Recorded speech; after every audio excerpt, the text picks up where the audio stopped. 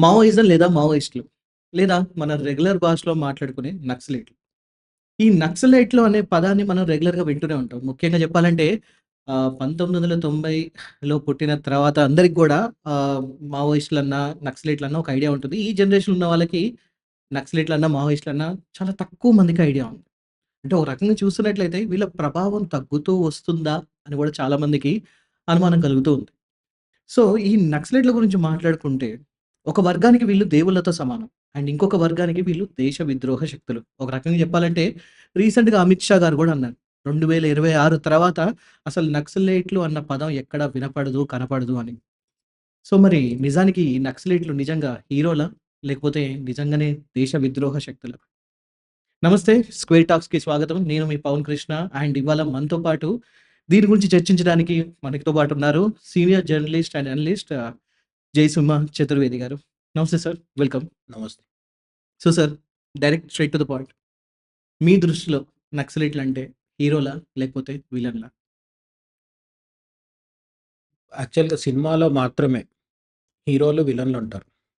నిజ జీవితము సినిమా కాదు కాబట్టి, నిజ హ్మ్. జీవితంలో విలన్ లక్షణాలున్న హీరోలుంటారు. హీరో లాంటి ఆదర్శాలు, అభ్యుదయ భావాలున్న విలన్లు గూడా ఉంటారు. ఓకే. ఇప్పుడు ప్రాబ్లమ్ ఏంటంటే, ఈరోజు మనం మావోయిస్టులు అంటున్న వాళ్ళు ఎవరైతే ఉన్నారో, వాళ్ళు ఇంతకుముందు నక్సలైట్లు అనేవాళ్ళండి అనేవాళ్ళు వాళ్ళు. వీళ్ళ ప్రాబ్లమ్ ఏంటంటే, మనం ఇంట్రోలో చెప్పుకున్నట్టుగా, వీళ్ళు కొంతమందికి చాలా ఇష్టం. Right. At the same time కొంతమందికి చాలా వ్యతిరేకం. దీన్ని బ్రాడ్‌గా మాట్లాడుకున్నప్పుడు లెఫ్ట్ వింగ్, రైట్ వింగ్ అని కూడా చెప్పుకోవచ్చు. రైట్. లెఫ్ట్ వింగ్ వాళ్ళకి అంతో ఇంతో నక్సలైట్స్ మీద, మావోయిస్టుల మీద సానుభూతి ఉంటుంది. అనుకూలమైన అభిప్రాయం ఉంటుంది. హ్మ్. మళ్ళీ కమ్యూనిస్టులు మన లెఫ్టిస్టుల్లో కూడా ఓట్స్ తీసుకొని గెలిచి డెమోక్రటిక్ ప్రాసెస్‌లో పాల్గొనే సీపీఎం, సీపీఐ లేకపోతే ఇతర కమ్యూనిస్ట్ పార్టీలు ఏవైతే ఉన్నాయో వాళ్ళు మళ్ళీ మావోయిస్టులకు వ్యతిరేకమే. రైట్. బికాజ్ వీళ్ళు ఓట్లు అడిగి అధికారంలోకొచ్చి ఎమ్మెల్యేలు, ఎంపీలు, సర్పంచ్‌లు అవుతున్నారు కాబట్టి, హ్మ్. వీళ్ళు గన్నులు పట్టుకొని తిరిగి సాయుధ పోరాటం చేయడాన్ని వ్యతిరేకిస్తారు. సో, సీపీఐ, సీపీఎం వ్యతిరేకిస్తుంది. వీళ్ళు కమ్యూనిస్టులే కానీ మావోయిస్టులు కూడా కమ్యూనిస్టులే. వీళ్ళల్లో ఎవరు రియల్ కమ్యూనిస్టులు అనేది కూడా ఒక పెద్ద చర్చ. అది ఎప్పుడు జరుగుతూ ఉంటుంది. అవును. మేమే రియల్ కమ్యూనిస్ట్ అని మావోయిస్టులు చెప్తారు. కాదు మేము ప్రజా పోరాటాలు చేస్తున్నాము, ధర్నాలు, రాస్తారోకాలు చేస్తున్నాము. అట్ ది సేమ్ టైమ్ కాంగ్రెస్‌తో పొత్తులు పెట్టుకుని మన సిపిఐ, సిపిఎం పార్టీల గురించి చెప్పుకుంటే తెలుసు కదా! బీజేపీతో తప్ప ఇప్పటివరకు అందరితో పొత్తులు పెట్టేసుకున్నారు వాళ్ళు. అవును. కాబట్టి ఇట్లా అందరితో పొత్తులు పెట్టుకున్న మీరు నిజమైన కమ్యూనిస్టులు కాదు. సాయుధ పోరాటం చేస్తున్న మేమే రియల్ కమ్యూనిస్ట్ అని మావోయిస్టులు చెప్తుంటారు. హ్మ్. అసలు వీళ్ళ గురించి వీళ్ళిప్పుడు ఆహ్, కమ్యూనిస్టులు అనేవాళ్ళు అదే మావోయిస్టులు అనేవాళ్ళు మంచివాళ్ళా? చెడ్డవాళ్ళా? అనేది క్వెషన్ కదా! ఇది రైట్. మనకు క్లారిటీ రావాలంటే ఒకసారి మనం చరిత్రలోకెళ్ళాలి. హ్మ్. అసలు ఎందుకు స్టార్ట్ అయింది ఇదంతా? ఇప్పుడు 1947 ఆగస్ట్ 15కి ముందంటే మనం బ్రిటిషర్స్‌తో పోరాడుతాం. అవును. బ్రిటిషర్స్‌తో పోరాడడానికి భగత్ సింగ్ గావచ్చు, చంద్రశేఖర్ ఆజాద్ గావచ్చు, ఈవెన్ సుభాష్ చంద్రబోస్ కావచ్చు వీళ్ళంతా గన్స్ పట్టుకొని పోరాడారు. రైట్. అల్లూరి సీతారామరాజు లాంటి వాళ్ళు బాణాలు పట్టుకొని పోరాడారు. అవును. ఏ టైంకి తగ్గట్టుగా వాళ్ళు ఝాన్సీ లక్ష్మీబాయి లాంటి వాళ్ళు గుర్రం ఎక్కి కత్తితో పోరాడారు. కానీ తర్వాత ఎక్కువ వరకు మన పాపులర్ అండ్ మన టెక్స్ట్ బుక్కుల్లో గూడా ఎక్కువ చెప్పేదేంటంటే అహింసావాదంతో గాంధీ, నెహ్రూ మనకు స్వాతంత్రం తీసుకొచ్చారని జెప్తారు. అవును. దాని మీద మళ్ళీ డిబేట్ ఉంది. సాయుధ పోరాటం చేస్తే మనకు స్వతంత్రం వచ్చిందా? లేకపోతే అహింసావాదంతో అహింసావాదం. చేస్తే అవును. వచ్చిందా? అవును. చాలా మంది చెప్తుంటారు. అంటే ఒక వర్గం వాళ్ళు ఆహ్, 'సుభాష్ చంద్రబోస్' గారి వల్లే మొదలైంది అంటారు. ఇంకొంతమంది లేదు, 'మహాత్మా గాంధీ' అంటారు. 2 మన దేశంలో గాంధేయవాదులు గాంధీని సమర్థిస్తారు. సుభాష్ చంద్రబోస్ తీసుకొచ్చాడని చెప్పేవాళ్ళు గూడా ఉంటారు. మన దేశంలో ప్రాబ్లమ్ ఎట్లున్నా, మన దేశానికి స్వతంత్రం వచ్చిన తర్వాత అప్పటి బ్రిటిష్ ప్రధాని అట్లీ హ్మ్. ఆయనే స్వయంగా మేము సుభాష్ చంద్రబోస్ ఒత్తిడి వల్లే స్వతంత్రం ఇవ్వాల్సొచ్చింది. గాంధీజీ చేసిన అహింసా పోరాటము క్విట్ ఇండియా 1942లో జరిగింది. అవును. 1947 వరకు మనకు స్వతంత్రం రాలేదు. సో, క్విట్ ఇండియా వల్లనో, లేకపోతే ఇంకా దేని వల్లనో ఆహ్, ఏమంటారు బ్రిటిష్ ప్రభుత్వానికి వ్యతిరేకంగా బట్టలు, సర్టిఫికేట్‌లు, స్కూల్ పుస్తకాలు తగిలబెట్టేస్తేనో రాలేదు స్వతంత్రం అని బోస్ అభిమానులు జెప్తారు. లేదంటే భగత్ సింగ్ అభిమానులు జెప్తారు. దీని మీద భిన్నాభిప్రాయాలున్నాయి. మనము ఎవరిని ఆహ్, సమర్థించాల్సిన అవసరం లేనప్పటికీ అదే పరిస్థితి నక్సలైట్స్ విషయంలో కూడా వస్తుంది. వీళ్ళ పట్ల కూడా 2 డిఫరెంట్ ఒపీనియన్స్ చాలా బలంగా వినిపిస్తూ ఉంటాయి. అవును. అయితే మధ్యలో ఏం జరిగిందంటే 1947 ఆగస్ట్ 15 రోజు మనకు స్వతంత్రం వచ్చింది. వల్లభాయ్ పటేల్ సంస్థానాలన్నిటిని విలీనం చేయడం జరిగింది. రైట్. తెలంగాణలో నిజాంకి వ్యతిరేకంగా సాయుధ పోరాటం చేస్తున్న వాళ్ళు కూడా తర్వాత ఆపరేషన్ పోలో తర్వాత క్రమక్రమంగా ఆయుధాలు వదిలేసి నార్మల్ జనజీవన స్రవంతిలోకి వచ్చేసి కలిసిపోవడం జరిగింది. 1947 నుంచి 1967, 65 వరకు నిజానికి సాయుధ పోరాటాలు అంటే రికార్డెడ్‌గా లేవు. అక్కడో ఇక్కడో ఏదో ఒకటి జరుగుతూ ఉండొచ్చు. కానీ 1960స్ తర్వాత 65 తర్వాత బెంగాల్‌లో నక్సల్బరీ అనే ఒక గ్రామం నుంచి మొదలైంది. అందుకే మనం నక్సలైట్స్ అంటాం. ఓకే. నక్సల్బరీ నుంచి మొదలైంది. నక్సల్బరీ. ఓకే. బెంగాల్‌లో ఒక గ్రామం పేరు నక్సల్బరీ. హుహు. అక్కడ ఈరోజు మనం సీపీఎం పార్టీ అంటున్నాం గదా! ఆ సీపీఎం పార్టీకి చెందిన వాళ్ళే చార్ మజుందార్ అని జెప్పేసి ఇట్లా కొంతమంది నాయకులున్నారు. ప్రధానంగా చార్ మజుందార్ అనే ఆయన ఈ సైద్ధాంతిక ఆహ్, ఇది ఏమంటారు ఫిలాసాఫికల్ బేస్ మొత్తం నక్సలిజానికి ఆయన ఇచ్చారనమాట. ఆయన రాసిన డాక్యుమెంట్స్ ఏవైతే ఉన్నాయో, ఆ డాక్యుమెంట్స్‌లోంచే నక్సలిజం పుట్టింది. ఓకే.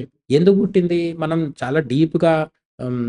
ఆయన ఏం జెప్పారు అవన్నీ శాస్త్రీయంగా మాట్లాడుకునే పని లేకున్నా గూడా సింపుల్ రీజన్ ఏంటంటే స్వతంత్రం వచ్చింది. స్వతంత్రం వచ్చిన తర్వాత బెంగాల్‌ని కాంగ్రెస్ పరిపాలించింది. బెంగాల్ కాంగ్రెస్ తర్వాత కమ్యూనిస్టులొచ్చారు. హ్మ్. కమ్యూనిస్టులొచ్చి కూడా వాళ్ళు 30 సంవత్సరాలు పరిపాలించినాక మమతా బెనర్జీ వచ్చింది. ఇది మనకు బ్రాడ్‌గా తెలిసిన హిస్టరీ. కానీ కమ్యూనిస్టులు ఉన్నప్పటికీ కూడా బెంగాల్‌లో, కోల్‌కత్తాలో దే పశ్చిమ బెంగాల్ రాజధాని కోల్‌కత్తాలో ఆహ్, కమ్యూనిస్టు పాలన కొనసాగుతున్నప్పటికీ పల్లెటూర్లలో ల్యాండ్‌లార్డ్స్ జమీందారులు ఎవరైతే ఉంటారో వాళ్ళ పీడన, రైతులకి వాళ్ళ పీడన నుంచి విముక్తి కలగలేదు. సో, పేద రైతులు, మధ్యతరగతి వాళ్ళు ఎవరైతే ఉన్నారో వాళ్ళని ధనికులు లేదంటే సంపన్నులు ఆహ్, అగ్రవర్ణాల వాళ్ళు వీళ్ళు దోచుకోవడం అనేది ఆగలేదు. కమ్యూనిస్టుల పాలనలో కూడా. అప్పుడు సీపీఎంలోనే ఉన్న ఒక వర్గం చార్ మజుందార్ నాయకత్వంలో ఒక వర్గం ఏంటంటే, మనం బలవంతంగా భూములు ఎక్కువ ఉన్న వాడి దగ్గర నుంచి లాక్కొని భూములు లేని వాడికి ఇద్దామన్నాడు. ల్యాండ్ రీడిస్ట్రిబ్యూషన్ అన్నమాట. ఓకే. నెహ్రూ కాలంలో అంతకుముందు వినోబా భావే చేసింది కూడా ఇదే. కానీ ఏంటంటే ఆయన అహింసా మార్గంలో వెళ్ళి ఓ ఊరూరు తిరిగి మీరు భూములు మాకివ్వండి అని పెద్ద పెద్ద భూములను అంటే ఎక్కువ ఎకరాల భూములున్న వాళ్ళందరి దగ్గర నుంచి తీసుకొని, ఆసాముల దగ్గర నుంచి వాళ్ళందరి దగ్గర నుంచి తీసుకొని మళ్ళీ పేదలకు పంచడం అనేది జరిగింది. ఓకే. అందులో కొంత వరకు పేదలకు భూములు వచ్చిన మాట నిజమే. కానీ చాలా వరకు దాంట్లో కూడా అవకతవకలు జరిగినాయి. ఎందుకంటే వినోబా భావే చేసిన ఉద్యమం ఒకవేళ సక్సెస్ అయ్యుంటే ఈరోజు మన దేశంలో ఒక్కొక్కరి దగ్గర ఇన్నిన్ని వేల ఎకరాల భూములు ఉండకూడదు. ఉండవు. అట్లనే కొందరి దగ్గర మొత్తమే భూమి లేని పరిస్థితి కూడా ఉండొచ్చు. హ్మ్. ఇప్పుడు చాలా ఊర్లలో దళితులకు భూములుండవు. లేదంటే కులాలనే కాదు. కొన్నిసార్లు అగ్రవర్ణాల్లో కూడా పేదలుంటారు. వాళ్ళకి కూడా భూములుండవు. కానీ భూములు ఎవరి దగ్గరైతే ఉన్నాయో వాళ్ళ దగ్గర ఎకరాలుంటాయి. 100 ఎకరాలు, 200 ఎకరాలు భూములుంటాయి. ఈ పరిస్థితి మనకు మధ్యయుగాల్లో అంటే లాస్ట్ 1000 ఇయర్స్, 1500 ఇయర్స్‌లో అది క్రమక్రమంగా పోగవుతూ వచ్చింది. రాజుల కాలంలో గావచ్చు, తర్వాత ముస్లిం దండయాత్రలు, క్రిస్టియన్ పాలన అదే బ్రిటిషర్ల హ్మ్. పాలన ఈ టైంలో అనేక అవకతవకలు చారిత్రక హ్మ్. విషాదాలు, చారిత్రక సంక్షోభాల వల్ల కొందరి దగ్గర భూమి ఎక్కువ పోగేది. ఓకే. అది స్వతంత్రం వచ్చినాక ఎంతకు తేలలేదు. నెహ్రూ కాలంలో గాని, ఆ తర్వాత గాని ఎక్కడ మళ్ళీ భూమిని రీడిస్ట్రిబ్యూట్ చేసే పరిస్థితి ప్రభుత్వం చేయలేదు. నెహ్రూ సోషలిస్ట్ అని చెప్పుకున్నప్పటికీ ఆయన ధనికుల నుంచి భూమిని తీసుకొచ్చి, భూస్వాముల నుంచి భూమిని తీసుకొచ్చి పేదలకిచ్చే ప్రయత్నం చేయలేదు. హ్మ్. చేస్తే తన పదవి పోతుందనే క్లారిటీ ఆయనకుంది కాబట్టి చేయలేదు. రైట్. ఎందుకంటే అది చాలా పెద్ద సమస్య. ఎందుకంటే భూములు ఎక్కువ చేతిలో ఉన్నవాడిదే పవర్ ఊర్లో. అవును. భూస్వామికి పవర్. ఆ భూస్వామిని డిస్టర్బ్ చేసి పేదలకు భూములు పంచిపెట్టే సాహసము కేంద్ర స్థాయిలో, ఢిల్లీ స్థాయిలో నెహ్రూ గాని, కాంగ్రెస్ గాని చేయలేదు. హ్మ్. వినోబా భావే ద్వారా కొంతవరకు భూములు వచ్చినాయి. అటు ఇటు మార్పులు జరిగినాయి. కానీ అదంతా అహింసాయుతంగా జరిగింది. ఇప్పుడు 1960స్‌లో నాకు చార్ మజుందార్‌తో సహా కొంతమంది చెప్పిందేంటంటే ఆహ్, గన్ను ఎక్కుపెట్టి భూస్వాముల్ని బెదిరించి, లొంగదీసుకొని, వాళ్ళ దగ్గర నుంచి భూములు తీసుకొని రీడిస్ట్రిబ్యూట్ చేద్దామన్నారు. మళ్ళీ పంచిపెడదాం, పేదలందరికీ పంచిపెడదామని. మరి దీనికి ప్రేరణ ఎక్కడిది? దీనికి ప్రేరణ భారతదేశంలో లేదు. చైనాలో ఉంది. మావో జెడాంగ్ ఉన్నారు గదా! మనం యాహ్! ఇప్పుడు మావోయిజం అనే పేరు కూడా అందుకే అక్కడి వచ్చింది. నుంచి వచ్చింది. మావో. ఈ మావో జెడాంగ్ అనే ఆయన చైనాలో రాజుల పాలన పోయిన తర్వాత ప్రజాస్వామ్య పాలనొచ్చింది. హ్మ్. ఆ ప్రజాస్వామ్య పాలన అస్తవ్యస్తంగా ఉండి అవినీతిమయంగా మారిపోవడంతోని, ఆ ప్రజాస్వామ్య పాలనకు వ్యతిరేకంగా, డెమోక్రసీకి వ్యతిరేకంగా కమ్యూనిస్ట్ ఎజెండాతో ఆయన పనిచేసి ది గ్రేట్ మార్చ్ అని ఒక పెద్ద ఆహ్, అంటే ఏమంటారు ఊరూరు తిరుగుతూ తన అనుచరులను పెంచుకుంటూ హింసాత్మకంగా ఎక్కడికక్కడ భూస్వాముల నుంచి భూములు లాగేసుకొని, అది మళ్ళీ పేదలకు పంచే పని కొంతవరకు చేయడం జరిగింది. అంటే అక్కడ ఒక రకంగా సాయుధ పోరాటం మొదలైందనుకోవచ్చా? అంతే. సాయుధ పోరాటమే జరిగిందక్కడ. వెపన్స్ అయితే వచ్చేసాయి. ఓకే. మావో యొక్క అనుచరులు ఒక్కొక్క ఊరు దాటుతూ వచ్చినప్పుడల్లా, ఆ ఊర్లో ఉన్న పెద్ద భూస్వాములు ఎవరుంటారో వాళ్ళందరిని టార్గెట్ చేయడం జరిగింది. హ్మ్. ఆ విధంగా ఒక కమ్యూనిస్ట్ పాలనకి బీజం పడింది. ఈ రోజు కూడా మనం కమ్యూనిస్ట్ చైనాని ఎందుకు చూడగలుగుతున్నాం అంటే, మావో చేసిన హింసాత్మక యుద్ధం. అంటే దాంట్లో రక్తపాతం జరిగిందంటారా? ఖచ్చితంగా చాలా రక్తపాతం జరిగింది. ఎందుకంటే మావోని ఎదిరించే వాళ్ళు కూడా ఉంటారు కదా! ఇప్పుడు ఎవరైనా వచ్చి మీ భూములు లాక్కుంటున్నారంటే రైట్. ఈజీగా ఎవరు ఇచ్చేస్తారు? కొంతమంది ఇవ్వచ్చు. కానీ మేజర్‌గా అయితే హింస జరిగింది. కమ్యూనిజం నమ్మేది కూడా అది. కార్ల్ మార్క్స్ రాసిన కమ్యూనిస్ట్ మేనిఫెస్టో నుంచి కూడా మనకు అర్థమయ్యేది ఏంటంటే, హింసాత్మకంగా సాయుధ పోరాటం చేసి పేదలు, మధ్యతరగతి వాళ్ళు ఎవరైతే ఉన్నారో, అంటే పీడింపబడే వాళ్ళు ఎవరైతే ఉన్నారో వాళ్ళు భూస్వాముల నుంచి కావచ్చు, లేకపోతే రాచరికం ఉంటే రాజుల నుంచి కావచ్చు, అధికారాన్ని తీసుకోవాలి అని చెప్తారు. ఓకే. ఇప్పుడు ఈ ప్రేరణతో 1960స్‌లో స్టార్ట్ అయినప్పుడు మరి వీళ్ళు ఎవరితో పోరాడాలి? బెంగాల్‌లో నక్సలిజం స్టార్ట్ అయితే బెంగాల్ ముఖ్యమంత్రితో పోరాడాలి. అవును. ఎందుకు అంటే ఇప్పుడు మీరు ఒక నక్సల్బరి అనే ఒక గ్రామంలో భూములు తీసి మేము అందరికి పంచేస్తామంటే వెంటనే వచ్చేది ఎవరు? పోలీసులు వస్తారు. బెంగాలీ పోలీసులు వస్తారు. ఆ బెంగాలీ పోలీసులను పంపించేది ఎవరు? హోంమంత్రి పంపిస్తాడు. హోంమంత్రి పైన కూర్చున్న ముఖ్యమంత్రి ఎవరు? కమ్యూనిస్టే. సిపిఐ, సిపిఎం వీళ్ళందరూ కలిసి ఏర్పాటు చేసిన కూటమి ప్రభుత్వం అది. ఓకే. సో, ఇప్పుడు నక్సల్బరీలో నక్సలిజం మొదలైనప్పుడు మొదటి యుద్ధం ఎవరి మధ్య జరిగింది అంటే, అప్పటికి బీజేపీ లేదు. 1980స్‌లో కదా బీజేపీ వచ్చింది. 1960స్‌లో రైట్ వింగ్ ప్రభుత్వం ఏం లేదు. బెంగాల్‌లో లెఫ్ట్ వింగ్ ప్రభుత్వం ఉంది. సో ఇట్స్ లెఫ్ట్ వింగ్ ప్రభుత్వము ఎక్స్‌ట్రీమ్ లెఫ్ట్‌తో పోరాడిందనమాట. So it's like a communism versus communism. Communism versus కమ్యూనిజమే. But soft communism versus hard communism and electoral communism versus extreme communism. Extreme communism. CPI, CPM, Jyoti Basu, తర్వాత బుద్ధదేవ్ భట్టాచార్య వీళ్ళందరూ నమ్మింది ఏంటంటే ఓట్లు అడగాలి, సీట్లు పెంచుకోవాలి, తద్వారా పేదలకు మంచి చేయాలనుకున్నారు. చెయ్యలేదు కాబట్టి నక్సలిజం వచ్చింది. సో, కమ్యూనిజం ఫెయిల్ అవ్వడం వల్ల ఎక్స్‌ట్రీమ్ కమ్యూనిజం తలెత్తింది బెంగాల్. వెంటనే ఏమైంది? వాళ్ళు తమ తరఫున పోరాడతామంటే పేదలు ఎవరి వెంటైనా ఉంటారు. ఎందుకంటే వాళ్ళకది జీవన్మరణ సమస్య. అవును. కనీసం ఒక ఎకరం భూమి కూడా లేకుండా 1960స్‌లో ఇప్పట్లాంటి కార్పొరేట్ జాబ్స్ లాంటివి ఏమీ లేనప్పుడు వాళ్ళ బతుకు తెరువే వ్యవసాయం. ఆ వ్యవసాయము కావాలంటే భూమి ఉండాలి. ఆ భూమి మేము తిరిగి పంచుతాం మీకు అని ఎవరైనా చెప్తే వాళ్ళు వెనక ఖచ్చితంగా నడుస్తారు కదా! ఆ విధంగా నక్సలిజంకి మొదటి మద్దతు రైతుల నుంచి వచ్చింది. రైట్. సో, ఇప్పుడు ఈ 1960స్‌లో మొదలైన నక్సలిజము ఆ రోజు నుంచి 2025 వరకు 50 ఏళ్ళు పూర్తయిపోయింది ఇప్పటికి. అవును. 50 ఏళ్ళు పూర్తయిపోయి స్వర్ణోత్సవాలు కూడా జరుపుకున్నా కూడా ఎందుకు సక్సెస్ కాలేదనే పెద్దది $1 మిలియన్ క్వెషన్. అవును. వీళ్ళ ఉద్దేశ్యం మంచిది. తర్వాత పాటించిన వ్యూహాలు రాంగ్ అని నాకు అనిపిస్తుంటది. రాంగ్ అంటే ఇక్కడేంటి? ఖచ్చితంగా రాంగ్ అని ప్యూర్‌గా చెప్పేయలేము. అట్ ది సేమ్ టైమ్ ఈ నాయకత్వం వహిస్తున్న వాళ్ళలో స్వార్థం ఉంది. నక్సలిజంని నడిపించిన వాళ్ళలో వాళ్ళు తమ స్వార్థం కోసం ఉద్యమాన్ని పాడు చేశారు అని చెప్పడానికి కూడా లేదు. మెజారిటీ అందులో నక్సల్స్‌లో కూడా కొన్ని స్వార్థపూరితమైన శక్తులుంటారు. కొందరు ఉద్యమాన్ని తమకు అనుకూలంగా వాడుకుంటారు. నక్సలిజంలోకెళ్ళి గన్ పట్టుకున్న తర్వాత బ్లాక్‌మెయిల్ చేసిన వాళ్ళుంటారు. ఉంటారు. అక్కడక్కడ ఉంటారు. కానీ మేజర్‌గా నక్సలైట్లని ఇప్పుడు తెలంగాణ సమాజంలో తీసుకుంటే, తెలంగాణ లాంటి రాష్ట్రంలో ఇక్కడ నక్సలిజం ఒకప్పుడు చాలా ఎక్కువుండేది. కొన్ని దశాబ్దాల కింద. అవును. చంద్రబాబు, వైఎస్ రాజశేఖర్ రెడ్డి వీళ్ళు రాకముందు అప్పుడు చాలా ఉండేది. అప్పటి నుంచి ఇప్పటికి కూడా వాళ్ళ పట్ల ఒక సానుభూతి ఉంటది. ఎందుకు అంటే ప్రతి పల్లెటూరులో నక్సల్స్ వల్ల లాభపడ్డ వాళ్ళు కొందరుంటారు. అవును. వాళ్ళకి వాళ్ళేంటో తెలుసు కాబట్టి నక్సల్స్ మంచివాళ్ళనే చెప్తారు. కానీ ఆన్ ది హోల్ మొత్తం దేశవ్యాప్తంగా చూసినప్పుడు ఇక్కడ మనం ఒకటి గుర్తుపెట్టుకోవాలి.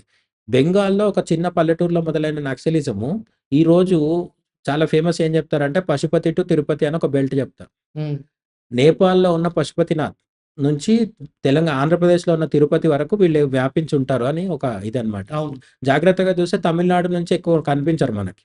తమిళనాడు, కేరళ, కర్ణాటక, మహారాష్ట్ర అండ్ గుజరాత్, వెస్టర్న్ ఇండియాలో కూడా ఎక్కువ కనిపించరు. నార్త్ ఇండియాలో ఉండరు. అవును. మళ్ళీ బీహార్‌లో, బెంగాల్‌లో, అస్సాం లేకపోతే నేపాల్ వరకు కూడా. అంటే ఒక రకంగా చూస్తే ఎక్కువ అడవులున్న ప్రాంతంలోనే వీళ్ళ ప్రభావం ఎక్కువ ఉన్నట్టు కనిపించింది. అడవులు చాలా చోట్ల ఉంటాయి. గుజరాత్‌లో కూడా అడవులుంటాయి. అయితే ఏంటంటే ట్రైబల్స్ ఉన్న ఏరియా గాని. ట్రైబల్స్ గుజరాత్‌లో కూడా ట్రైబల్స్ ఉంటారు. నేను అనేది ఏంటంటే ట్రైబల్స్ అన్ని చోట్ల ఉంటారు. అడవులు అన్ని చోట్ల ఉంటాయి. కానీ వీళ్ళకు అనుకూలమైన వాతావరణం ఎందుకు దండకారణ్యంలో వచ్చింది. ఇప్పుడు మొత్తాన్ని దండకారణ్యం అంటారు. ఒకప్పుడు రామాయణ కాలంలో రాముడు పాదయాత్ర చేసింది కూడా అంటే నడుస్తూ వచ్చింది కూడా ఇదే దండకారణ్యంలోనే. అవును.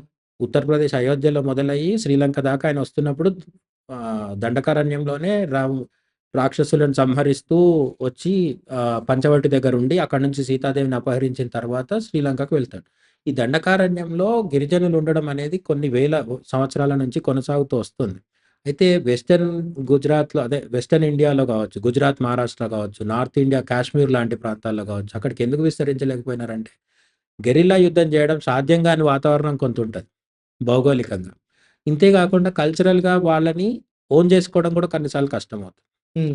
ఇప్పుడు గుజరాత్ ఉంది. గుజరాత్‌లో ఇప్పుడే కాదు, స్వతంత్రం వచ్చినప్పటి నుంచి కూడా జాతీయవాదము, హిందుత్వ ఎక్కువ ఉంటుంది.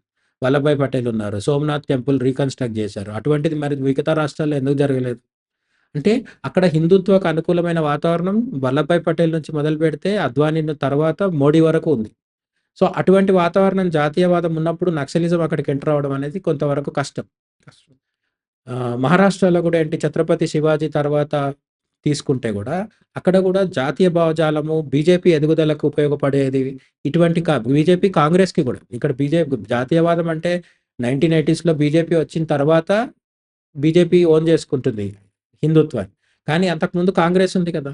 కాంగ్రెస్ కూడా జాతీయవాద పార్టీనే. మహారాష్ట్రలో ఛత్రపతి శివాజీ నుంచి మొదలుపెడితే అక్కడ కూడా జాతీయవాదము, హిందుత్వ అనుకూలమైన వాతావరణం ఎక్కువుంటది. ఓకే. దీనివల్ల కొంతవరకు ఎళ్ళలేకపోవచ్చు. అంటే అదే టైంలో కాంగ్రెస్ బలం ఎక్కువుండేది. స్వతంత్రం వచ్చిన తర్వాత గుజరాత్, మహారాష్ట్ర, కర్ణాటక ఇక్కడంతా కూడా కాంగ్రెస్ బలంగా ఉండేది. హ్మ్. బెంగాల్‌లో ఏమైంది కమ్యూనిస్టులు బలంగా ఉన్నారు. హ్మ్. అట్లనే ఆహ్, మిగతా చోట్ల కూడా పేదరికం బీహార్‌లో బాగా పేదరికం ఉండేది. ఇప్పుడు అవును. జార్ఖండ్ అనే దగ్గరైతే గిరిజనులు ఇప్పటికి కూడా జార్ఖండ్ అనేది గిరిజనులకు ప్రత్యేకమైన రాష్ట్రం. అవును. ఇట్లా ఒక్కొక్కరి చోట ఒక్కొక్కటి కలిసొచ్చిందనమాట. బెంగాల్‌లో అయితే కమ్యూనిస్టులు ఉండడము. జార్ఖండ్‌లో అయితే గిరిజనులు ఎక్కువ ఉండడము. బీహార్‌లో పేదరికం విపరీతంగా ఉండడం. రైట్. అట్లా ఇవన్నీ కాకుండా నేపాల్‌లో గూడా కమ్యూనిస్టులు కంటిన్యూయస్‌గా యాక్టివ్‌గా ఉన్నారు. హ్మ్. అందుకనే పశుపతి టు తిరుపతి అంటారు. ఆ తర్వాత కమ్యూనిజం అక్కడ రాచరికం పోయిన తర్వాత ప్రచండ నాయకత్వంలో కమ్యూనిస్ట్ ప్రభుత్వం వచ్చింది. అది అనేక సార్లు కూలిపోవడము, మళ్ళీ రావడము ఇవన్నీ జరుగుతున్నాయి అక్కడ గూడా. సో, అక్కడ గూడా ఏంటంటే హిందుత్వకి, కమ్యూనిజంకి మధ్య కంటిన్యూయస్ స్ట్రగుల్ ఉంది నేపాల్‌లో గూడా. ఓకే. బట్ ఇండియాకొచ్చినప్పుడు, ఇండియాకి సంబంధించినంత వరకు దండకారణ్యంలో వీళ్ళు ఎక్కువ కాన్సంట్రేట్ అయ్యున్నారు. దీనికి 2 కారణాలు. ఒకటి గిరిజనులు ఉండడము. రెండోది అక్కడ ఖనిజాలు ఎక్కువ ఉండడం వల్ల, ఆ ఖనిజాలని దోచేసుకుంటది భారత ప్రభుత్వం అనేది ప్రధానమైన ఆరోపణ అవును. మావోయిస్టులు చేసేది. అవును. ఖనిజాలు అన్ని చోట్ల ఉంటాయి. కర్ణాటకలో కోలార్ మైన్స్ ఉండేవి గదా! మన దగ్గర తెలంగాణలో బొగ్గు గనులున్నాయి. అవును. రామగుండం అక్కడ. సో, ఒక్కొక్క దగ్గర ఒక్కొక్క గనులుంటాయి. హ్మ్. సో, నక్సలైట్స్ ఉన్న దగ్గరే నక్సలైట్స్ అంటే ఇప్పుడున్న కాలంలో మావోయిస్టులు. మనం సింపుల్‌గా చెప్పుకుంటే మనం ఇక్కడ కొంత క్లారిటీ కోసం ఏంటంటే, నక్సలైట్స్‌గా స్టార్ట్ అయ్యారు కదా! బెంగాల్‌లో.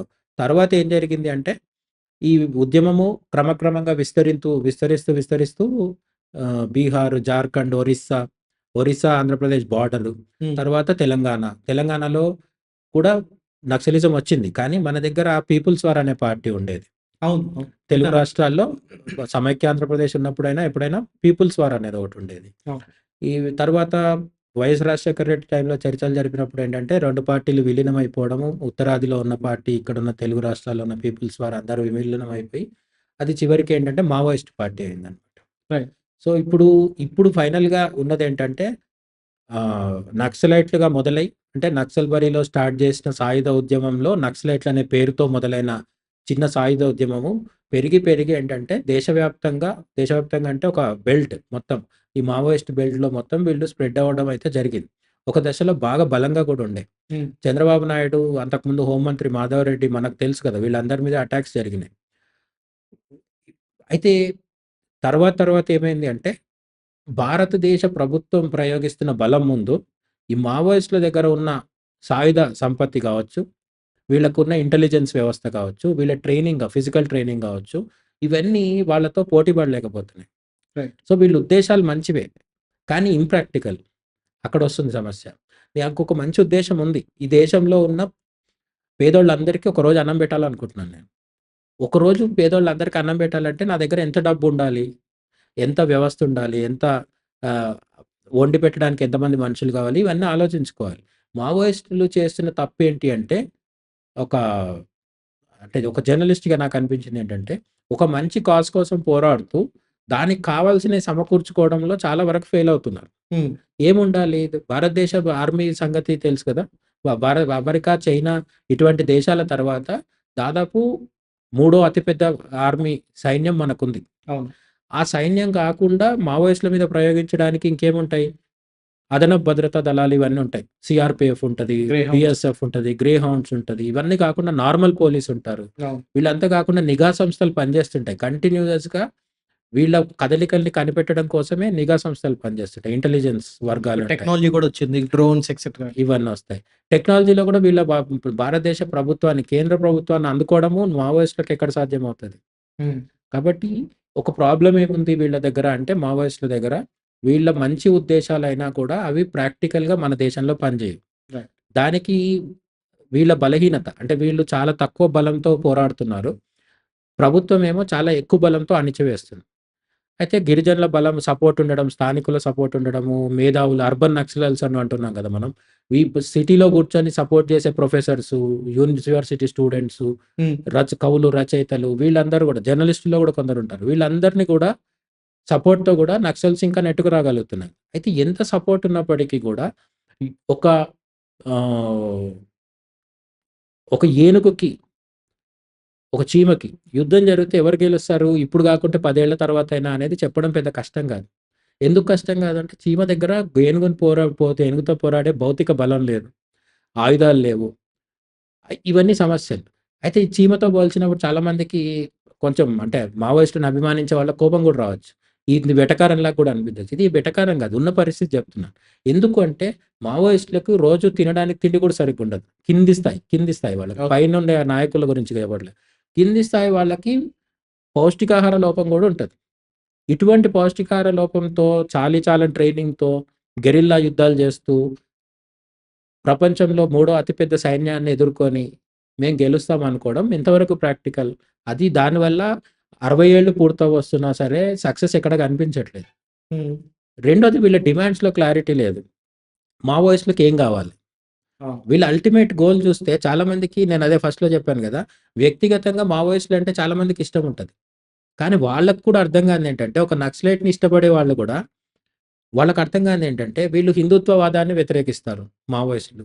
ఎందుకంటే మతం మత్తుమందు అని చెప్పి మార్క్స్ చెప్పాడు కాబట్టి, మార్క్స్ చెప్పిన దాన్ని వీళ్ళు తీసుకుంటారు కాబట్టి, అట్లనే మావో ఆచరించిందే వీళ్ళు తీసుకుంటారు కాబట్టి, వీళ్ళు మతానికి వ్యతిరేకం. అంటే ఒక మతానికేనా? అన్ని మతాలకా?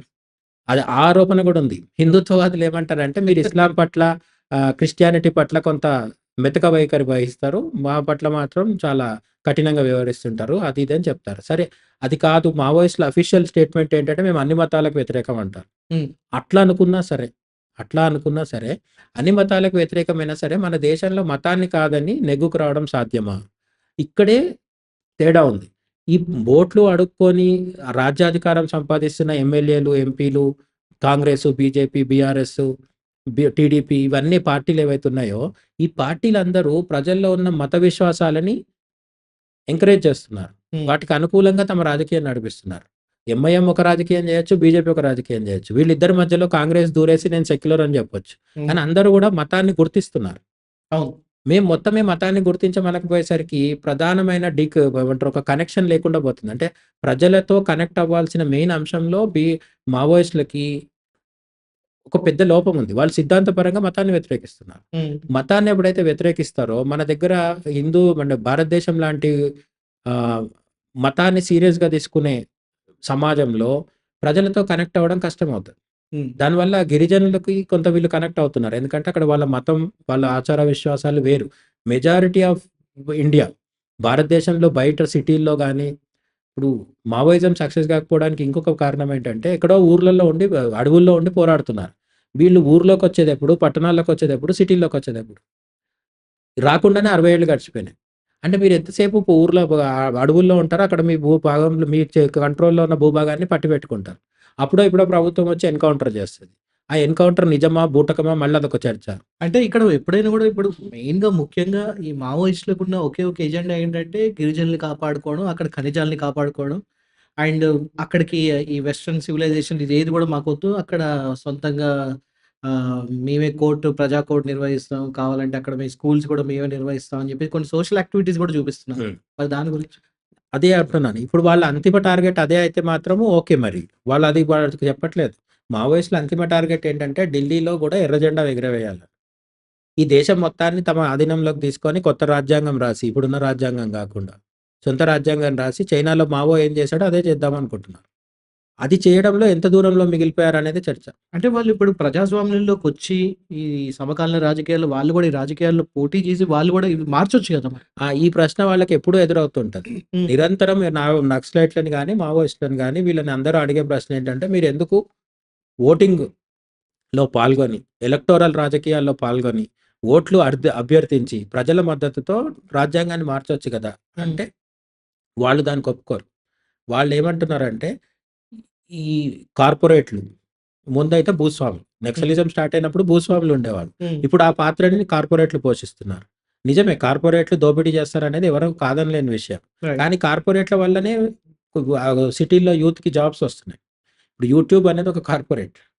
పెద్ద ప్రపంచ కార్పొరేట్‌లలో అది గూడా పెద్దది. అవును. అదే యూట్యూబ్‌లో మనం మాట్లాడుకుంటున్నాం. ఈ మాట్లాడుకోవడానికి ఒక వేదికనిచ్చింది కార్పొరేట్. సో, కార్పొరేట్‌ల నుంచి పెద్ద పెద్ద కార్పొరేషన్స్ నుంచి, క్యాపిటలిస్టుల నుంచి సిటీ‌ల్లో యూత్‌కి ఉద్యోగాలొస్తున్నాయి. హ్మ్. వాళ్ళు దానివల్ల కొత్త లైఫ్ స్టైల్‌ని ఎంజాయ్ చేస్తున్నారు. మల్టీప్లెక్స్‌లోకెళ్ళి సినిమాలు చూస్తున్నారు, తాగుతున్నారు, లేదంటే పుణ్యక్షేత్రాలకెళ్తున్నారు. ఇవన్నీ చేయడానికి డబ్బులెక్కడి నుంచి వస్తున్నాయి? క్యాపిటలిస్టులు ఇస్తున్నారు. అది డైరెక్ట్ కనిపిస్తున్న లాభం. అయితే డైరెక్ట్ కనిపిస్తున్న లాభం అయినప్పటికి కూడా ఇక్కడ కొంతమంది ప్రకృతి ప్రేమికులొచ్చి లేకపోతే వాళ్ళలో కూడా లెఫ్టిస్టులు ఎవరైతే ఉంటారో వాళ్ళు చెప్పేదేంటంటే నక్సలైట్‌లు అడవుల్ని కాపాడాలనుకుంటున్నారు. ఇక్కడ క్యాపిటలిస్టులు, పెట్టుబడిదారులొచ్చి అడవుల్ని మొత్తం కొల్లగొట్టేస్తున్నారు. దాని తర్వాత అడవే ఉన్నప్పుడు ఎక్కడికెళ్ళిపోతారు. అండ్ ఇంకోటి ఈ గిరిజనులు ఎక్కడికెళ్ళి బతుకుతారు అని చెప్పి అంటున్నారు. నేనదే అంటున్నా. ఇప్పుడు ఆ రెండే కాదు. గిరిజనులను కాపాడడము, అడవుల్ని కాపాడడము, ఖనిజాలని కాపాడడం ఇదే వాళ్ళ లక్ష్యమైతే వాళ్ళు దాన్ని చేస్తున్నట్టే. కానీ దండకారణ్యం దాటి బయటికొచ్చి ఊర్లు, టౌన్‌లు, సిటీల్లోకొచ్చి ఢిల్లీ దాకా వెళ్ళి ఈ దేశాన్ని మొత్తాన్ని ఆక్రమిస్తామనేది వాళ్ళ అంతిమ టార్గెట్. అది చాలా సుదూర అసలు ఎప్పుడెప్పుడవుతుందో కూడా తెలవదు. ప్రాక్టికల్‌గా చాలా కష్టం అంటారైతే. అసాధ్యం గూడా అనిపిస్తది. ఓకే. కష్టమైతే మనం ట్రై చేయొచ్చు. ఇంకో హ్మ్. 10 ఏళ్ళు వెయిట్ చేస్తాం, 20 ఏళ్ళు వెయిట్ చేస్తాం. 60 ఏళ్ళు అయిపోయింది కదా! 50 ఏళ్ళు దాటేసింది. మరి ఎక్కడున్నాం మనం అని ఒకసారి చూసుకోవాలి కదా! అవును. ఇంతవరకు ఉద్యమం జరుగుతూనే ఉంది. ఉద్యమం గూడా ఇది అహింసాయుత ఉద్యమం కాదు. అనేక మంది దీంట్లో మళ్ళా ఆరోపణలున్నాయి. ఇది మావోయిస్టులో నాయకత్వం అంతా అగ్రకులాల చేతిలో ఉంటుంది. కింద స్థాయిలో పోరాటానికి మాత్రమే ఇప్పుడు అంబేద్కరిస్టులు ఉంటారు కదా! దళితులు వీళ్ళంతా ఏమంటున్నారంటే, పోరాటం మా చేత చేస్తున్నారు. మా మీద ఎక్కి స్వారీ చేసేది మాత్రం అగ్రకులాలంటున్నారు. ఓకే. ఇప్పుడు అగ్రకులాల వాళ్ళు పైనుండి, కిందున్న వాళ్ళని ఎన్‌కౌంటర్స్‌లో బలి తీసుకుంటుంటే, అంటే యూనివర్సిటీలో ఉండే ప్రొఫెసర్సు, లేదంటే ఇప్పుడు కొంతమంది ప్రజా గాయకులుంటారు. వీళ్ళందరూ గూడా ప్రొఫెసర్‌లు, ప్రజా గాయకులు వీళ్ళంతా ఒక దశాబ్దము, 2, 3 దశాబ్దాల పాటు చాలామంది యువతని ఎంకరేజ్ జేసి అడవికి పంపించేశారు. హ్మ్. అడవికి పోయి చనిపోయిన వాళ్ళకు ఎవరు జవాబివ్వాలి? వాళ్ళ కుటుంబాలకు ఎవరు జవాబివ్వాలి? వాళ్ళు చనిపోయిన తర్వాత వాళ్ళ త్యాగాల మీద వస్తుంది కొత్తది సమసమాజం అంటున్నారు గదా! అదెప్పుడొస్తది? ఆన్సర్ ఎవరు జెప్పాలి? పోనీ వాళ్ళు చెప్పరు. మావోయిస్టులు చెప్పరు. మనం ఆలోచించుకుందాం. కేంద్రంలో ఉన్న కాంగ్రెస్ ఆర్ బీజేపీ ఇప్పుడంటే బీజేపీ ఉంది. రేపు కాంగ్రెస్ రావచ్చు. ఎల్లుండి ఇంకొకటి రావచ్చు. ఎవరైనా రావచ్చు. ప్రజల చేత ఎన్నుకోబడ్డ వాళ్ళు కదా వీళ్ళు. మొన్నటిదాకా మన్మోహన్ ఉండే. తర్వాత మోడీ వచ్చారు. ఎవరైనా సరే వీళ్ళని ఎవరు ఎన్నుకుంటున్నారు? ప్రజలే కదా! ఈ ప్రజల చేత ఎన్నుకోబడ్డ ప్రధానిని గూడా కాదని మీరు సాయుధ పోరాటం జేస్తున్నారు గదా! ఈ ప్రజల చేత ఎన్నుకున్న ప్రధాని కిందున్న సైన్యము వీళ్ళందరినీ ఢీకొట్టి మేము గెలుస్తామనే భ్రమ ఇంకెంతకాలం? ఇది దీన్ ఒకవేళ భ్రమే అయితే అంటే నాకు ప్రాక్టికల్‌గా నాకొచ్చే ఒక డౌట్ ఏంటంటే, మనం స్వాతంత్ర సమర యోద్ధం గూడా ఇవన్నీ కొనసాగించింది కూడా దగ్గర దగ్గర 200 సంవత్సరాలు పైగా పట్టింది అప్పటికి. అవును. సో, ఆ క్రమంలో గూడా ఇలాంటి డౌట్స్ వచ్చే ఉంటది గదా! ఆ టైంలో గూడా చాలా వరకు ఇంక అయిపోయింది. ఇంకెవ్వరిని మనం లేపలేము బయటికి అనే దగ్గర అ నుంచి మళ్ళీ అక్కడ పుంజుకుంది కదా! అక్కడ పోరాటం ఎందుకు చేశామంటే, అక్కడ శత్రువు విదేశీ. అవును. ఓకే. తెల్ల దొరలు మన శత్రువులు. వాళ్ళు మన దేశంని వదిలిపెట్టి వెళ్ళాలనే విషయంలో అందరికీ ఒకే అభిప్రాయం ఉంది. అవును. మావోయిస్టుల విషయంలో అందరికి ఒక అభిప్రాయం లేదు. సిటీలో ఉండే కార్పొరేట్ ఉద్యోగాలు చేసుకునే వాళ్ళకి వేరే ఉద్దేశ్యం ఉంది. అవును. అడవిలో ఉండే గిరిజనులలోనే మళ్ళీ వర్గాలుంటాయి. మావోయిస్టులను అందరూ గుడ్డిగా ఏం సపోర్ట్ చేయట్లేదు. హ్మ్. అట్లనే కమ్యూనిస్టుల్లోనే నేను చెప్పినాను కదా! ప్రజల దగ్గర ఓట్లు అడుక్కునే కమ్యూనిస్టులు వద్దంటారు. హింస వద్దంటారు. ఆయుధాలు పట్టుకొని తిరిగే కమ్యూనిస్టులేమో సాయుధ పోరాటం అంటారు. అంటే ఎర్ర జెండాల కింద పోరాటం చేసే వాళ్ళలోనే అనేక అభిప్రాయ భేదాలున్నాయి. హ్మ్. ఎర్ర జెండాకి, కాషాయ జెండాకి చాలా భేదాలున్నాయి. వీళ్ళిద్దరి మధ్యలో ఉండే కాంగ్రెస్ జెండా ఉంది గదా! వీళ్ళు కూడా అదును జూసి ఓట్లేయించుకొని అధికారంలోకొచ్చేస్తారు. హ్మ్. కాంగ్రెస్ ఉన్నా, టీడీపీ ఉన్నా, బీజేపీ ఉన్నా, ఎవ్వరున్నా మావోయిస్టులని ఎన్‌కౌంటర్ చేయించి చంపేస్తున్నారంటే ఎక్కడుంది ప్రాబ్లమ్? అంటే వీళ్ళు మన రాజ్యాంగం ప్రకారం ఒక తప్పు చేస్తున్నారు. ఇంకొకటేంటంటే స్వతంత్రానికి ముందు కూడా పోరాటం జరిగింది కదా! అనేది కదా క్వెషను. హ్మ్. అక్కడ శత్రువు విదేశీ అవ్వడంతో పాటు ఇంకొక క్లారిటీ ఏముందంటే ప్రజలందరూ ఏకకంఠంతో విదేశీ పాలన వద్దు, స్వదేశీ పాలన కావాలనుకుంటున్నారు కాబట్టి గాంధీజీ అహింసా మార్గము, సుభాష్ చంద్రబోస్ హింసా మార్గము 2 వర్కౌట్ అయినాయి అప్పుడు. ఓకే. ఇక్కడ అభిప్రాయ భేదాలున్నాయి. దీంతో పాటు ప్రభుత్వం ఇప్పుడు ఉన్న పరిస్థితిలో ఒక పెద్ద తేడా ఏంటంటే, మనకు స్వతంత్రం రాకముందు బ్రిటిష్ వాళ్ళు మనకు ఓటు హక్కు ఇవ్వలేదు. హ్మ్. లిమిటెడ్ ఓటు హక్కు ఉండేది. అది నథింగ్. నిజానికి ఆ ఓటు హక్కు ఉన్నా లేనట్టే లెక్క. ఓకే. బట్ వాళ్ళు సంపూర్ణమైన ఓటు హక్కు ఇచ్చి, దేశ ప్రధానిని ఎన్నుకోండి మీరు అని మనకు అవకాశం ఇవ్వలేదు బ్రిటిషర్లు. స్వతంత్రం వచ్చిన తర్వాత వచ్చిన పెద్ద మార్పేంటి? మనం అందరము 18 దాటితే మగ, ఆడ, తక్కువ కులం, ఎక్కువ కులం, ఈ భాష, ఆ భాష, ఉత్తర భారతదేశం, దక్షిణ భారతదేశం అనే భేదాలే లేకుండా 100% ప్రజలు వెళ్లి ఓటేస్తున్నారు. ప్రజాస్వామ్యం వచ్చింది. మనకి రాజ్యాంగం వచ్చింది. వివక్ష లేకుండా ఓట్లేస్తున్నారు. అందులో అక్రమాలు జరుగుతున్నాయి అదంతా వేరు చర్చ. కానీ అహింసాయుతంగా ప్రతి 5 ఏళ్లకొకసారి అధికారం మార్చుకునే శక్తి ప్రజలకొచ్చింది. ఇది లేదు కాబట్టి స్వతంత్రం ముందు మనం పోరాటం చేసాం.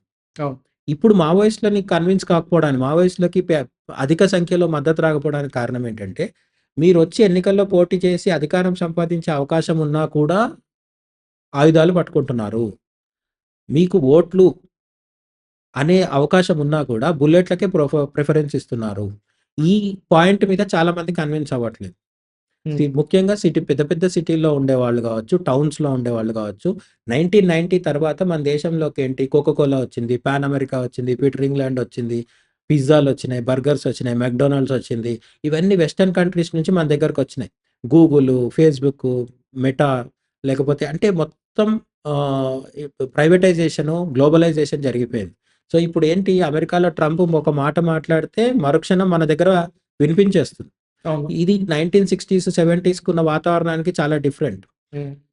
అప్పుడు మన భారతదేశంలో ఏం జరుగుతుందో బయట ప్రపంచానికి తెలిసేది కాదు. బయట ప్రపంచంలో ఏం జరుగుతుందో మనకు తెలవడానికి 2 ఏళ్ళు, 3 ఏళ్ళు పట్టేది. అవును. రష్యా విప్లవం జరిగింది అంటే అది మనకు 6 నెలల తర్వాత సంపూర్ణమైన వార్త వచ్చేది. ఏదో రేడియోలో విన్న పైన వార్తలు కాకుండా పూర్తి అవగాహన మనకెప్పుడొచ్చేదంటే చాలా టైం పట్టేది. ఇప్పుడు అట్లా కాదు. గ్లోబలైజేషన్ అవ్వడం వల్ల అమెరికాలో, యూరోప్‌లో ప్రజాస్వామ్యం ఎట్లా ఉపయోగపడుతుంది? క్యాపిటలిజంలో ఉన్న లాభాలేంటి? ఇక్కడ మళ్ళీ ఇంకోటుంది. క్యాపిటలిజంలో నష్టాలున్నాయి గదా! అంటారు. క్యాపిటలిజంలో నష్టాలున్నాయి. ప్రజాస్వామ్యంలో లోపాలున్నాయి. హ్మ్. బట్ దాని అర్థం ఏంటంటే మనం ఆయుధాలు పట్టుకొని కొట్టుకొని చచ్చిపోదామని కాదు. ఈళ్ళున్న లోపాలని సరిదిద్దుకోవాలి. ఈ లోపాలు సరిదిద్దడానికి మార్గము కేవలం ఆయుధాలు పట్టుకోవడం అనే చెప్తారు మావోయిస్టులు.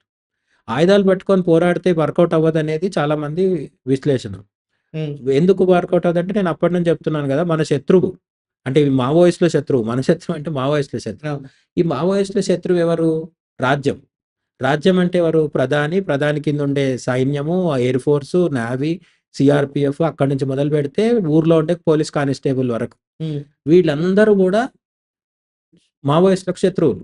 వీళ్ళందరిని ఓడించి గెలవడం అనేది సాధ్యం కాదనడానికి ఒక 50 ఏళ్ల, 60 ఏళ్ల పోరాటం సరిపోతుంది గదా! మనకి ఇంతవరకు ట్రాక్ రికార్డ్ చూస్తే తెలిసిపోతుంది గదా! హ్మ్. పోనీ విదేశాల్లో సక్సెస్ అయింది ఒక ఉదంతాలు చూద్దామనుకుంటే చైనాలో సక్సెస్ అయింది. మావో జెడాంగ్ చేశాడు గదా! సక్సెస్ అయిన తర్వాత ఏమైంది? ఈరోజు చైనాలో షీ జిన్‌పింగ్‌ని మించిన క్యాపిటలిస్ట్ ఎవడు లేడు. రైట్. అక్కడ మొత్తం క్యాపిటలిజమే నడుస్తుంది.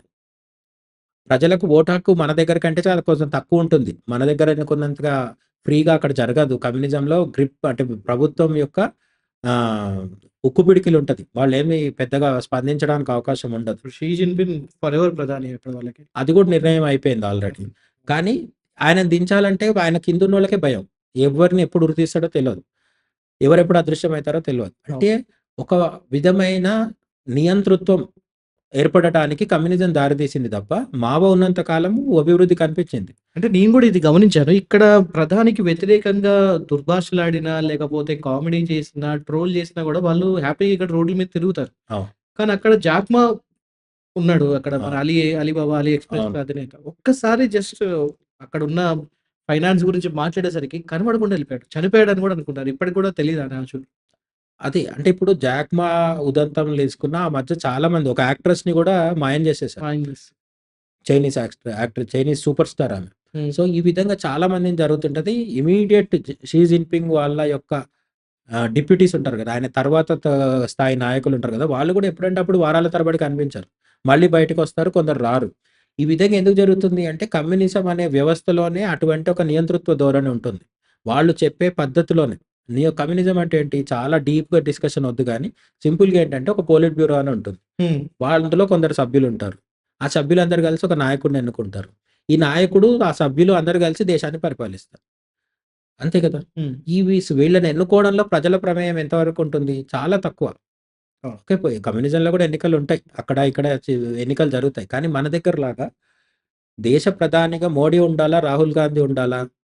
లేకపోతే ఇంకెవరన్నా అవ్వాలా? అరవింద్ కేజ్రీవాల్, మమతా బెనర్జీ అనేది ప్రజలు నిర్ణయించుకునే స్థితి మన దేశంలో ఉంది. దాంట్లో ఈవీఎంలు మానిప్యులేట్ అవుతున్నాయని ఒకడంటాడు. లేదంటే ఇంకోటి చెప్తారు. ఎన్ని కహానీలు చెప్పినా దేశమైతే గత 75 ఏళ్లుగా నడుస్తుంది. రైట్. ఇది వర్కౌట్ అవ్వని ప్రజాస్వామ్యం వర్కౌట్ అవ్వని దేశాలు గూడా ఉంటాయి. మన పక్కనే పాకిస్తాన్ ఉంది. ఇటు ఇంకో సైడ్ బంగ్లాదేశ్ ఉంది. ఎప్పుడు చూడు ఆర్మీనే పరిపాలిస్తుంటదక్కడ. హ్మ్. ప్రజాస్వామ్యం గూడా ఫెయిల్ అవుతది. అయితే కమ్యూనిజం ఫెయిల్ అయినప్పుడు ఏంటంటే పరమ దారుణంగా ఉంటాయి పరిస్థితులు. ఒకప్పుడు కాంబోడియాలో జరిగింది. తర్వాత ఇప్పుడు నార్త్ కొరియా ఉంది గదా! నార్త్ కొరియా వారి నియంత ఎవరైతే ఉన్నారో కింగ్ అతను ఏమంటాడు? నేను కమ్యూనిస్ట్‌నే అంటాడు. ఆ! North Korea north Korea. అవును. మన డిక్టేటర్ ఉన్నాడు కిమ్ కదా! ఆయన. Kim Kim yeah! Jong Un ఉన్నాడు కదా! సో, ఈ కిమ్ జాంగ్ ఉన్ గూడా నేను క్యాపిటలిస్ట్‌ని కాదు. నేను కమ్యూనిస్ట్‌ని ప్రజల కోసమే పోరాడతా. పక్కనే ఉన్న కొరియా ఎట్లా ఉంది? ప్రపంచంలో అతిపెద్ద ఆర్థిక వ్యవస్థల్లో అదొకటి దూసుకుపోతుంది. మనం వాడే సామ్‌సంగ్ ఫోన్‌లు అన్నీ అక్కడి నుంచే వస్తాయి. Korean companies. చైనా గూడా కమ్యూనిస్ట్ కంట్రీగా ఎందుకుంటుంది? అది క్యాపిటలిస్ట్‌గా మారిపోయింది కాబట్టి. అక్కడ ఉన్నోళ్ళు చైనా దేశాన్ని ఎవరు పరిపాలిస్తున్నారంటే అత్యంత సంపన్నులైన కొంతమంది గ్రిప్‌లో ఉంది చైనా. హ్మ్. హ్మ్. అక్కడున్న కింది స్థాయి ప్రజల వరకు ఏమి అందరూ కోటీశ్వరులు అయిపోలేదు. కమ్యూనిజం అంటే ఏంటి? సమసమాజం అన్నారు గదా! చైనాకెళ్తే మరి పేదలు లేరా? అందరికీ సమానమైన భూముందా? భూమి సమానంగా పంచలేదు. అందరికీ సమానంగా డబ్బులు రావు. అందరికీ సమానమైన హక్కులుండవు. ఇంకెక్కడ కమ్యూనిజం ఉంది? సో, మావో చెప్పిన కమ్యూనిజం ఏదైతే ఉందో షీ జిన్‌పింగ్ దగ్గరకొచ్చేసరికి క్యాపిటలిజంగా మారిపోయింది. హ్మ్. అయితే కమ్యూనిజమే క్యాపిటలిజం అయినప్పుడు ప్రాబ్లమ్ ఏంటంటే, అమెరికాలో క్యాపిటలిజంతో పాటు ప్రజలకు స్వేచ్ఛ ఉంటది. హ్మ్. చైనాలో కమ్యూనిజం పోయి క్యాపిటలిజం వచ్చిన తర్వాత స్వేచ్ఛ కూడా ఉండదు. హ్మ్. అది ప్రమాదం అన్నమాట. సాయుధ పోరాటం ఇప్పుడు ఎందుకు చైనాని అంత కంట్రోల్‌లో పెట్టగలుగుతుంది కమ్యూనిస్ట్ పార్టీ ఆఫ్ చైనా అంటే, ఆర్మీ కూడా వాళ్ళ చేతిలోనే ఉంది. పిఎల్ఏ. ఇంకో రెండో పార్టీ అంటూ ఏం లేదు పెద్ద పార్టీ అక్కడ. అవును. మరి ఎవరు ఓడించాలి? ఎన్నికలు పెట్టినా గూడా కమ్యూనిస్ట్ పార్టీ ఆఫ్ చైనాని ఎవరు ఓడిస్తారు? నిజంగా అక్కడ ఒక రకంగా ప్రజాస్వామ్యం లేదనుకోవాలి ఈ రకంగా. ఏం లేదు. కమ్యూనిజం పేరు చెప్పి వచ్చారు. వచ్చిన తర్వాత దాన్ని మెల్లగా నియంతృత్వంలాగా మార్చేశారు. ఆ నియంతృత్వంలోంచి ప్రజలు తిరగబడకుండా ఉండడానికి ఏంటి క్యాపిటలిజంని ఆపాదించుకొని వాళ్ళకి అంతో ఇంతో సౌకర్యాలు అన్నీ కల్పిస్తున్నారు. చైనాలో ఉన్న ప్రజలు రోజు ఏడుస్తూ కూర్చున్నారు. వాళ్ళు బాధలో ఉన్నారని నేను చెప్పట్లే. మనకంటే కూడా బాగుండొచ్చు. నేను అది కాదనట్లే. కానీ కమ్యూనిస్టు చైనా ప్రభుత్వం ఏదైతే ఉందో అది టోటల్ క్యాపిటలిస్ట్ వ్యూహం పన్నుతుంది కాబట్టి క్యాపిటలిజంలా పెట్టుబడిదారీగా మారిపోయి వివిధ దేశాల్లో పోయి పెట్టుబడులు పెట్టి వాళ్ళకి చిన్న చిన్న దేశాలకు అప్పులిచ్చి వాళ్ళని బ్లాక్‌మెయిల్ చేసి తమ గ్రిప్‌లో పెట్టుకుంటుంది. పాకిస్తాన్ కావచ్చు, ఆఫ్రికా మాల్దీవ్స్, దేశాలు కావచ్చు, చైనా, మాల్దీవ్స్ కావచ్చు, శ్రీలంక. శ్రీలంక వీళ్ళందరినీ చేస్తుంది దాన్ని కమ్యూనిజం అంటారా? కమ్యూనిజం కాదు కదా! సో, కమ్యూనిజం అనేది ప్రాక్టికల్లీ పాసిబుల్ కాదు. ఎందుకు కాదు అంటే ఎక్కువ రోజులు కమ్యూనిజం పెట్టుకొని నడపడం సాధ్యం కాదని ఇప్పటికే రష్యా ప్రూవ్ చేసింది. అదే సోవియట్ రష్యా, సో యూఎస్ఎస్ఆర్. ఎందుకు కూలిపోయింది అంటే అమెరికా కుట్రల వల్ల కూలిపోయిందంట. అమెరికా కుట్ర చేస్తే కూలకుండా ఉండడమే కదా గొప్పతనం. అది అవును. మీ వల్ల ఎందుకు అవ్వలేదు? అంటే కమ్యూనిజంలోనే స్వతహాగా ఆ సమస్య ఉంది. క్యాపిటలిజంలో ఏంటంటే ఎవరిది వాళ్ళు స్వార్థంతో తన లాభం కోసం పనిచేస్తారు. అప్పుడు అది ఎక్కువ రోజులు ఉండే అవకాశం ఉంది. కమ్యూనిజంలో ఏంటి ఒక గ్రూప్ ఆఫ్ పీపుల్ పైనున్న ఒక 10 మందో, 20 మందో కూర్చొని మిగతా దేశం మొత్తం ఎట్లా నడవాలో వాళ్ళు నిర్ణయిస్తారు. ప్రజలకు కనీస హక్కులు కూడా ఉండవు. ఇటువంటి ఒక పాలనా విధానాన్ని ప్రాక్టికల్‌గా అమలు చేసినప్పుడు అది ఎక్కువ రోజులు కంటిన్యూ అయ్యే అవకాశం లేదు. హ్మ్. యూఎస్ఎస్ఆర్ లాగా విచ్ఛిన్నం అయిపోవచ్చు. లేదు నార్త్ కొరియా లాగా కనీస సౌకర్యాలు ఏమి లేకుండా కఠిన దారిద్ర్యంలో స్వేచ్ఛ, స్వాతంత్రాలు ఏం లేకుండా భయంగా ఉండాల్సిన పరిస్థితి రావచ్చు. హ్మ్. అంటే ఇప్పుడు పాకిస్తాన్, బంగ్లాదేశ్ లాంటి దేశాల్లో మత పిచ్చితో ఏ విధంగా అయితే ప్రజలకు స్వేచ్ఛ ఉండదో, నియంతృత్వంలోకి వెళ్ళిపోయిన కమ్యూనిస్ట్ దేశాల్లో కూడా అదే పరిస్థితి ఉంటుంది. హుహు. ఇప్పుడు క్యూబా అనే దేశం ఉంది. ఆ క్యూబాలో కమ్యూనిజం ఉంది. చాలా గొప్పగా ఉంది అని వాళ్ళు చెప్తారు. కమ్యూనిస్టులు చెప్తారు. దానికి వ్యతిరేకంగా రైటిస్టులు, క్యాపిటలిస్టులు వీళ్ళేం చెప్తారంటే అక్కడ ప్రజలకు సరైన అవగాహన లేదా సౌకర్యాలు లేవు, అభివృద్ధి లేదని చెప్తారు. నిజంగా కూడా మరి క్యూబాలో ఉన్న కమ్యూనిజం గొప్ప పరిపాలనా విధానం అయితే అమెరికా కంటేనో, ఇంగ్లాండ్ కంటేనో, ఫ్రాన్స్ కంటేనో ఎదగాలి కదా! జీడీపీ విషయంలో గాని ఎక్కడైనా సరే. ఎందుకు ఎదగట్లేదు? సో, ప్రాక్టికల్‌గా ఆలోచించినప్పుడు ఏంటంటే రాజ్యాలకు ఏది ఏ రాజ్యాన్నైనా పరిపాలించే మన దగ్గరైతే ఢిల్లీలో ఉన్న కేంద్ర ప్రభుత్వం ఉంది గదా! ఈ కేంద్ర ప్రభుత్వాల దగ్గరుండే సైనిక బలం, ఆయుధ బలం, ఇంటెలిజెన్స్ బలం, నిఘా సంస్థల యొక్క బలం ఇవన్నీ తట్టుకొని నిలబడ్డము ఈ సాయుధ పోరాటాలు చేసే వాళ్ళ వల్ల కాదు. మోడర్న్ టైమ్స్‌లో ఒకప్పుడు అయిందేమో.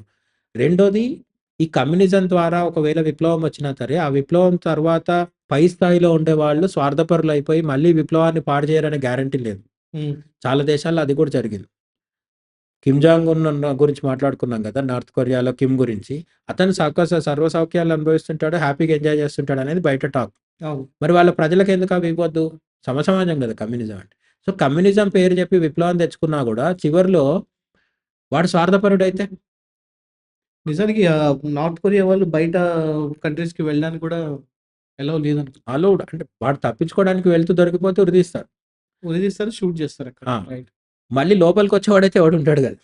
నార్త్ కొరియా నుంచి బయటికి పోతే మళ్ళీ లోపలికెందుకొస్తారు? రారు గదా! రైట్. సో, లోపలికొచ్చినా, బయటకి పోయినా సరే ఉరిదీస్తారని జెప్పి అక్కడ అంటే లోపల ఏం జరుగుతుందో మనకు తెలవదు గానీ, అక్కడ నియంతృత్వం ఉంది అంటేనే మనకు ఇంటర్నెట్ ఉండదు. కనీస సౌకర్యాలు ఇవ్వరు. ఇంకేం కమ్యూనిజం? ప్రజలకి నువ్వు ఇంటర్నెట్టు, ఆధునిక ఆవిష్కరణలన్నీ అందుబాటులోకి తేనప్పుడు అది ఎందుకు కమ్యూనిజం అవుతది? చైనాలో అవన్నీ ఇస్తున్నారు ప్రజలకి. హ్మ్. కానీ ప్రజలకి ఇస్తున్నప్పుడు గూడా అక్కడ జరిగిందేంటి? క్యాపిటలిజంలోకి మారిపోయారు. హ్మ్. సో, కమ్యూనిజం ద్వారా సక్సెస్ రాలేదు. కమ్యూనిస్టు బ్యానర్ పట్టుకొని క్యాపిటలిస్ట్ ఎజెండానే అమలు చేస్తుంది చైనా. ఈ విధంగా చూసినప్పుడు ప్రపంచం మొత్తం ఎక్కడ జల్లెడ పట్టి చూసినా సరే కమ్యూనిజము, సాయుధ పోరాటము సక్సెస్ అయిన దాఖలాలు గత 100, 200 సంవత్సరాల్లో ఎక్కడ పెద్దగా కనిపించవు. అప్పుడప్పుడు అవుతాయి. కానీ అయినది ఎక్కువ రోజులు నిలబడదు. అయితే ఇప్పుడు అమిత్ షా గారు అన్నట్టు 2026 తర్వాత అసలు వీళ్ళ ఉనికి ఉండదు అంటున్నారు. అది సాధ్యమవుతుందంటారా? అమిత్ షా చెప్పింది సాధ్యమయ్యే సూచనలైతే కనిపిస్తున్నాయి. ఎందుకంటే చాలా సీరియస్‌గా ఎరువేతలు జరుగుతున్నాయి. హుహు. అండ్ మావోయిస్ట్ పార్టీలో గూడా ఒక రకమైన మార్పు వల్ల వచ్చిన బలహీనత అనమాట. ఇప్పుడు కేంద్ర ప్రభుత్వం సైనికుల్ని పంపించేసో, లేకపోతే జవాన్లను పంపించి, పోలీసులను పంపించి, ఎన్‌కౌంటర్‌లు చేస్తేనో, లొంగిపోమని చెప్పి బెదిరించి, లేకపోతే అంటే మావోయిస్టులనందరినీ జనజీవన స్రవంతిలోకి తీసుకొస్తేనో, ఈ ఉద్యమం ఆగిపోయేటట్టయితే ఎప్పుడో చేసేవాళ్ళు. హ్మ్. ఇంతకుముందు ప్రభుత్వాలు కూడా చేసేవి. అమిత్ షా దాన్ని సీరియస్‌గా తీసుకొని చేస్తున్నారు. ఆయన సక్సెస్ అవ్వచ్చు కూడా. నేను అవ్వరని చెప్పట్లేదు. ఆయన సక్సెస్ అయినా కూడా ఇంతకు ముందు ఒక 30 ఏళ్ల కిందట 20 ఏళ్ల కిందట ఏంటి మావోయిస్ట్ పార్టీ బలము అంటే అడవిలో ఉండే గిరిజనులు గావచ్చు, గ్రామాల్లో ఉండే గ్రామీణ ప్రజలు గావచ్చు, వాళ్ళకు ప్రైవేట్ ఉద్యోగాలు కూడా పెద్దగుండేవి గాదు. అవును. అందరూ వ్యవసాయం మీద ఎక్కువ ఆధారపడేవాళ్ళు. అట్లనే కొంతమందికి ఉద్యోగాలున్నప్పటికీ ఉద్యోగ భద్రత ఉండేది గాదు. హ్మ్. ప్రభుత్వ ఉద్యోగం వచ్చినోడికే అంతో ఇంతో భద్రత. మిగతా వాళ్ళకి చాలా తక్కువ. ఇటువంటి స్థితి నుంచి 1990 తర్వాత 2000 తర్వాత మనం ఏమైంది సాఫ్ట్‌వేర్ రంగంలో ప్రపంచం మొత్తానికి హబ్‌గా మారింది ఇండియా. ప్రజల జీవన శైలి మారిపోయింది. హ్మ్. 1990 తర్వాత పుట్టిన పిల్లలు ఎవరు కూడా గవర్నమెంట్ జాబ్ కోసం ముందులాగా వెయిట్ చేయట్లేదు. హ్మ్. తక్కువ మంది. కొంతమంది వెయిట్ చేయొచ్చు. కానీ ఎక్కువ మంది ఏంటంటే ఇంజినీరింగ్, డాక్టరు, సివిల్స్ లేకపోతే సీఏ, ఐసీడబ్ల్యూఏ ఇటువంటివి అనేకం చేస్తున్నారు. హ్మ్. అవన్నీ కాని వాళ్ళు కూడా యూట్యూబర్స్‌గా మారుతున్నారు. షార్ట్ ఫిల్మ్స్ తీస్తున్నారు. మూవీ డైరెక్టర్స్ అవుతున్నారు. అన్ని రంగాల్లో అభివృద్ధి కనిపిస్తుంది. ఓషన్ లోపలుండే ఓషనోగ్రఫీ చేసేవాళ్ళు అంటే సముద్రాన్ని జల్లెడబట్టి అక్కడ పని చేసే వాళ్ళ నుంచి మొదలుపెడితే ఆకాశంలో నాసా మన ఇస్రో వాళ్ళ వరకు అన్ని రంగాల్లో భారతదేశము 1990 తర్వాత ఒక విధమైన అభివృద్ధినైతే చూస్తుంది. దాని మీద మనకు కొన్ని కంప్లెయింట్లు ఉంటే ఉండొచ్చు. ఈ అభివృద్ధి కరెక్ట్ కాదు అవన్నీ చర్చ వేరు. కానీ ప్రజలకు డైరెక్ట్‌గా డబ్బులు చేతికొస్తున్నాయి. ఉద్యోగాలొస్తున్నాయి. ఆ ఉద్యోగాల్లో చేరిన యువత పెళ్ళిళ్ళు చేసుకుంటున్నారు, డేటింగ్‌లు చేస్తున్నారు, మల్టీప్లెక్స్‌లకెళ్తున్నారు, డిస్కోథెక్‌లు, పబ్బులకెళ్తున్నారు. అమెరికన్ లైఫ్ స్టైల్ మనకు కూడా వచ్చింది.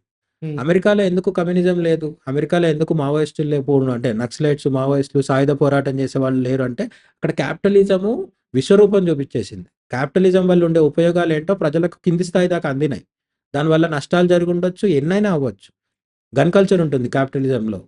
అమెరికన్ క్యాపిటలిజంలో గన్ కల్చర్ ఓపెన్ అంతర్భాగం. ఫైర్ అంతా. అందువల్ల చాలా మంది చచ్చిపోతుంటారు. కానీ ప్రజలు దాన్ని యాక్సెప్ట్ చేస్తున్నారు. ఎందుకంటే క్యాపిటలిజం వల్ల ఉన్న లాభాలు ఎక్కువ.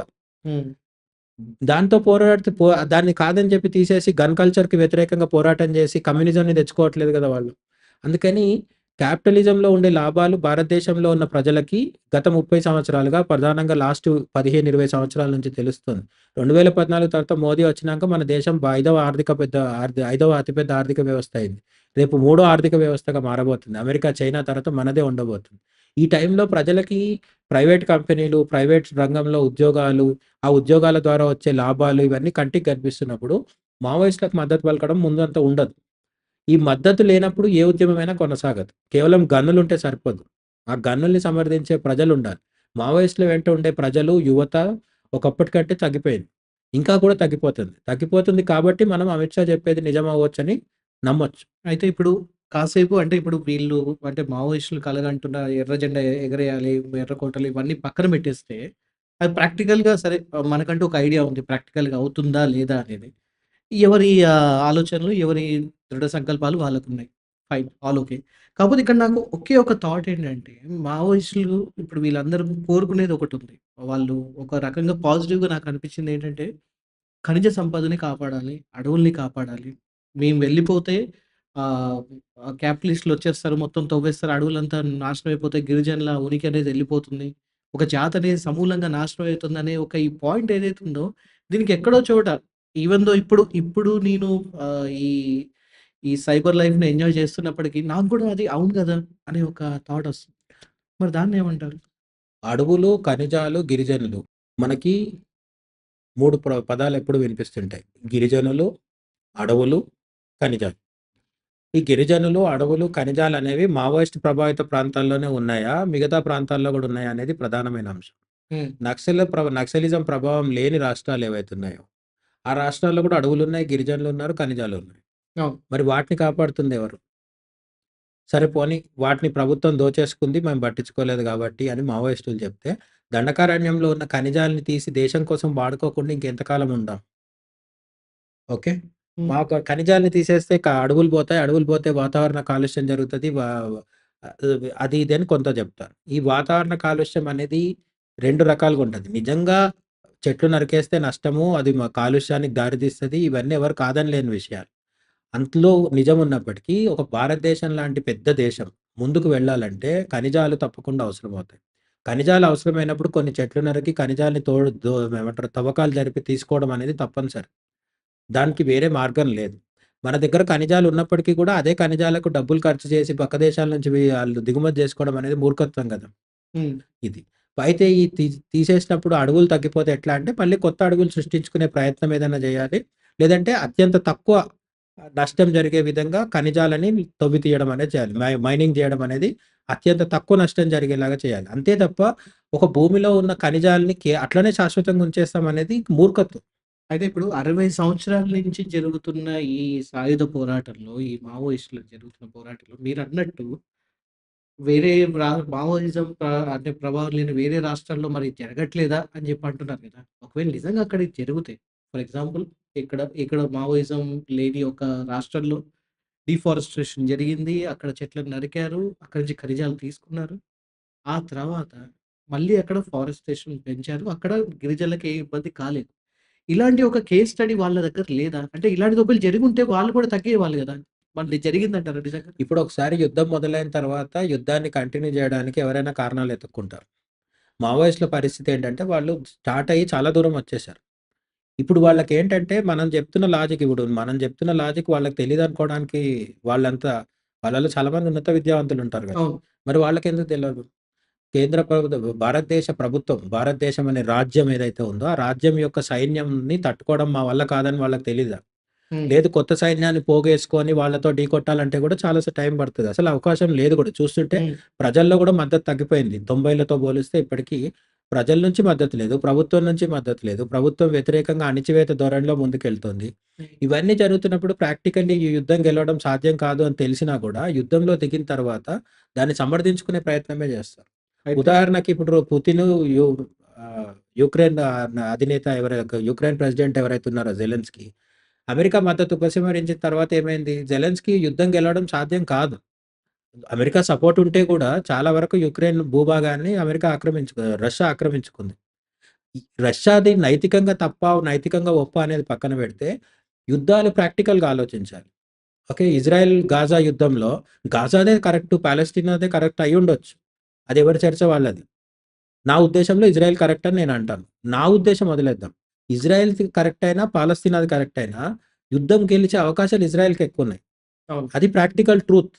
అట్లా జెలెన్స్కీకి, పుతిన్‌కి మధ్య పుతిన్ గెలిచే అవకాశాలు ఎక్కువున్నాయి. అవును. అమెరికా డ్రాప్ అయిన తర్వాత పూర్తిగా పుతిన్ గెలిచే అవకాశాలు. అవును. అదే దాన్ని తీసుకొచ్చి మన దగ్గర అప్లై చేసినప్పుడు, మావోయిస్టులు పట్టుకున్న పురాతనమైన పాతకాలపు తుపాకీలు కావచ్చు.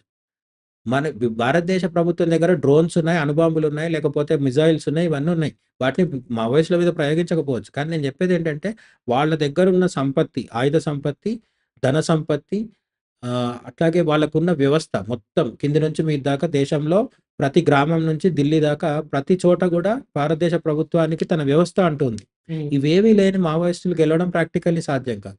హ్మ్. రెండోది, మీరు గిరిజనుల్ని కాపాడుతున్నారనే కోణంలో కూడా చూద్దాం. ఈ గిరిజనుల్ని కాపాడడం అనే దాంట్లో కూడా 2 రకాల వాదనలున్నాయి.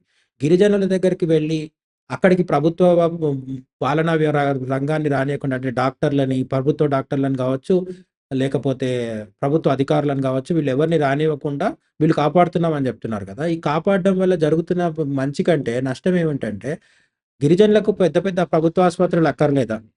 మనకు సిటీల్లో మల్టీ స్పెషాలిటీ ఆసుపత్రులున్నాయి. మనకు సిటీల్లో పెద్ద రోడ్లున్నాయి, మల్టీప్లెక్స్ థియేటర్లున్నాయి, వినోదం ఉంది, విద్య ఉంది, వైద్యం ఉంది, వ్యవసాయం ఉంది. గిరిజనులకి ఇవన్నీ లేకుండా ఎంతకాలం వాళ్ళు బతకాలి? గిరిజనులు ఆధునీకరింపబడితే వచ్చిన నష్టమేంటి? అసలు నిజానికి వాళ్ళ దగ్గర నుంచి వచ్చే ఒక మొదటి కంప్లెయింట్ ఏంటంటే, మొదటి నుంచి కూడా ప్రభుత్వాలు ఎప్పుడు గిరిజనులు పట్టించుకోలేదు. అందుకే మేము వీళ్ళకి విద్యనిస్తున్నాం అంటున్నారు కదా! అదే నేనేమంటున్నానంటే, మావోయిస్టులు పోయిన తర్వాత గిరిజనులు ఎంత బాగుపడ్డారు గత 50 ఏళ్లలో. గిరిజనులకు అదే అంటురోగాలొస్తున్నాయి. గిరిజనులకు అదే వ వ వ ఏమంటారు, కడుపుతో అంటే గర్భవతిగా ఉన్న స్త్రీని మళ్ళీ అదే మోసుకొని రావాల్సొస్తుంది. హాస్పిటల్ అక్కడికెళ్ళట్లేదు. ఆమెనే బయటికి రావాల్సొస్తుంది. మనం కేస్ స్టడీ కింద ఒకటి నేను చెప్తాను. నరేంద్ర మోడీ గుజరాత్ ముఖ్యమంత్రిగా ఉన్నప్పుడు నర్మదా బచావో ఆందోళన జరిగింది. హ్మ్. దాన్ని అర్బన్ నక్సల్సు, మావోయిస్టులు అందరూ వ్యతిరేకించారు. వీళ్ళందరూ వ్యతిరేకించినా సరే, నరేంద్ర మోడీ కోర్టుల చుట్టూ తిరిగి కూడా దాన్ని క్లియర్ చేసుకొని నర్మదా డ్యామ్ ఎత్తుని పెంచడం జరిగింది. హ్మ్. ఏదైనా సరే ఒక డ్యామ్ కట్టినా, దాన్ని ఎత్తు పెంచినా ఏమవుతది? ఆ నీళ్ల వల్ల కొన్ని గ్రామాలు మునిగిపోతాయి. అట్లా నర్మదా డ్యామ్ ఎత్తు పెంచినప్పుడు సౌరాష్ట్ర వాళ్ళకి, చాలా గ్రామాలకి నీళ్లొచ్చినాయి. ఒక ప్రాంతానికి నీళ్లివ్వాలి కరువు ప్రాంతానికి అంటే కొన్ని గ్రామాలు మునిగిపోవాలి. అది పోలవరం కట్టినా, నాగార్జున సాగర్ కట్టినా, పోలవరం ఎక్కడైనా సేమ్ సిట్యుయేషన్. మన కాళేశ్వరం కట్టినా, మల్లన్న సాగర్ కట్టినా ప్రతి చోట మునిగిపోతాయి గ్రామాలు. హ్మ్. దీన్ని సైంటిఫిక్‌గా ఇంజినీర్స్ కూడా చెప్పేదే కదా! దాన్ని ఎవరు ఆపలేరు. నరేంద్ర మోడీ కూడా అదే చేశారు. అప్పుడు ఇక సో కాల్డ్ కమ్యూనిస్టులు, అర్బన్ నక్సల్స్ వీళ్ళంతా చెప్పిందేంటంటే 2, 3 ప్రధానమైన కారణాలు చెప్పారు. నర్మదా ఎత్తు పెంచితే భూకంపాలొస్తాయన్నారు. హ్మ్. నర్మదా ఎత్తు పెంచితే పర్యావరణం మొత్తం నాశనం అయిపోతదన్నారు. నర్మదా ఎత్తు పెంచితే అడవులన్నీ అంతరించిపోతాయన్నారు. లాస్ట్ ఆయుధం ఏంటి? గిరిజనులు రోడ్డున పడతారని చెప్పారు. హ్మ్. నరేంద్ర మోడీ పట్టుదలతో నర్మదా బచావో చేసిన తర్వాత, నర్మదా బచావో ఆందోళనకు వ్యతిరేకంగా నర్మదా డ్యామ్ ఎత్తు పెంచిన తర్వాత, సౌరాష్ట్ర మొత్తానికి నీళ్లు రావడమే కాకుండా, ఎక్కడైతే మునిగిపోయినాయో ఆ గిరిజన పల్లెలు ఏవైతే ఉన్నాయో, ఆ గిరిజనులందరినీ తీసుకొచ్చి సిటీలో అకామిడేట్ చేసిన తర్వాత, ఇప్పుడు నరేంద్ర మోడీ ముఖ్యమంత్రిగా ఉన్నప్పుడు నర్మదా ప్రాజెక్ట్ కంటిన్యూ అవుతున్నప్పుడు పుట్టిన పిల్లలు, అప్పటికి 5, 6 క్లాస్ చదువుతున్న వాళ్ళు, 10వ క్లాస్ పిల్లలు ఈరోజు సిటీలో సెటిల్ అయిపోయారు వాళ్ళు. అయితే మరి వాళ్ళ గిరిజన సంస్కృతి అంతా పోయింది కదా అంటారు. సంస్కృతి పోకూడదు కరెక్టే. కానీ సంస్కృతి పేరు చెప్పి గిరిజనుల్ని నిరంతరం పేదరికంలో ఉంచడం కూడా కరెక్ట్ కాదు కదా! భారతదేశంలో సిటీలో ఉండే మనమందరమేమో ఎల్ఈడీ టీవీలు, హాస్పిటల్సు, సినిమా థియేటర్లు, పబ్బులు, డిస్కోథేక్‌లు అన్నీ ఎంజాయ్ చేస్తుంటాం. అది గిరిజనులకొస్తే తప్పేంటి? హ్మ్. గిరిజనులని అడవిలోంచి బయటికి తీసుకొచ్చి ఎందుకు సెటిల్ చేయకూడదు? లేదు, గిరిజనుల దగ్గరికే ప్రభుత్వ యంత్రాంగం చేరుకోవడానికి మధ్యలో నక్సల్స్ అడ్డుపడితే ఎట్లా? గిరిజనుల దగ్గరికే వెళ్లి హాస్పిటల్స్ పెట్టి, రోడ్లు వేసి ఆధునీకరించొచ్చు కదా! ఒకప్పుడు మన పల్లెటూర్లకు, చాలా పల్లెటూర్లకు మట్టిపాటలు తప్ప రోడ్లు లేవు. హ్మ్. హ్మ్. అప్పుడు మన దేశ గ్రామాల్లో సంస్కృతి ఎట్లుండేది? ఈరోజు ఆ సంస్కృతి పోయింది. ఎందుకు అంటే, నగరీకరణ జరిగిన తర్వాత హైదరాబాద్‌కి చిన్న చిన్న గ్రామాలకి మధ్య తేడా లేకుండా పోయింది. మనం హైదరాబాద్‌లో చూస్తున్న టీవీలు, సినిమాలు వాళ్ళు కూడా చూసేస్తున్నారు. స్మార్ట్ ఫోన్‌లు అక్కడ ఉన్నాయి, ఇక్కడ ఉన్నాయి. ఊర్లల్లో సంస్కృతి అంతా పాడైపోయింది కదా మరి. హ్మ్. మరి గిరిజనుల సంస్కృతి కూడా పాడవుతది. దాన్ని అనివార్యం ఆపలేం. ఎందుకంటే మార్పు సహజం కాబట్టి. రైట్. అది మంచిదని నేను చెప్పట్లేదు. అందులో దోషాలున్నాయి. కానీ తప్పదు. ఎందుకు తప్పదు అంటే ముఖ్యమైనది ఆరోగ్యము, విద్య, వైద్యం ఈ 2 ఇంపార్టెంట్. గిరిజనులకు విద్యా, వైద్యం లేకుండా ఇప్పుడు అడ్డుకుంటుంది మావోయిస్టులు. హ్మ్. హ్మ్. ఈ ఆ మాట అంటే వాళ్ళకి చాలా కోపం రావచ్చు. లేదంటే వాళ్ళని సమర్థించే వాళ్ళు వ్యతిరేకించొచ్చు. వాళ్ళ దగ్గర కూడా చాలా ఎక్స్‌ప్లనేషన్స్ ఉండొచ్చు. హ్మ్. నేను ఎక్స్‌ప్లనేషన్స్ గురించి తప్పు పట్టట్లేదు. విద్యా, వైద్యానికి సంబంధించి మావోయిస్టులు వాళ్ళకేమైనా హెల్ప్ చేస్తే కూడా సంతోషమే. కానీ ఆ బాధ్యత ఎవరిది? భారతదేశ ప్రభుత్వానిది.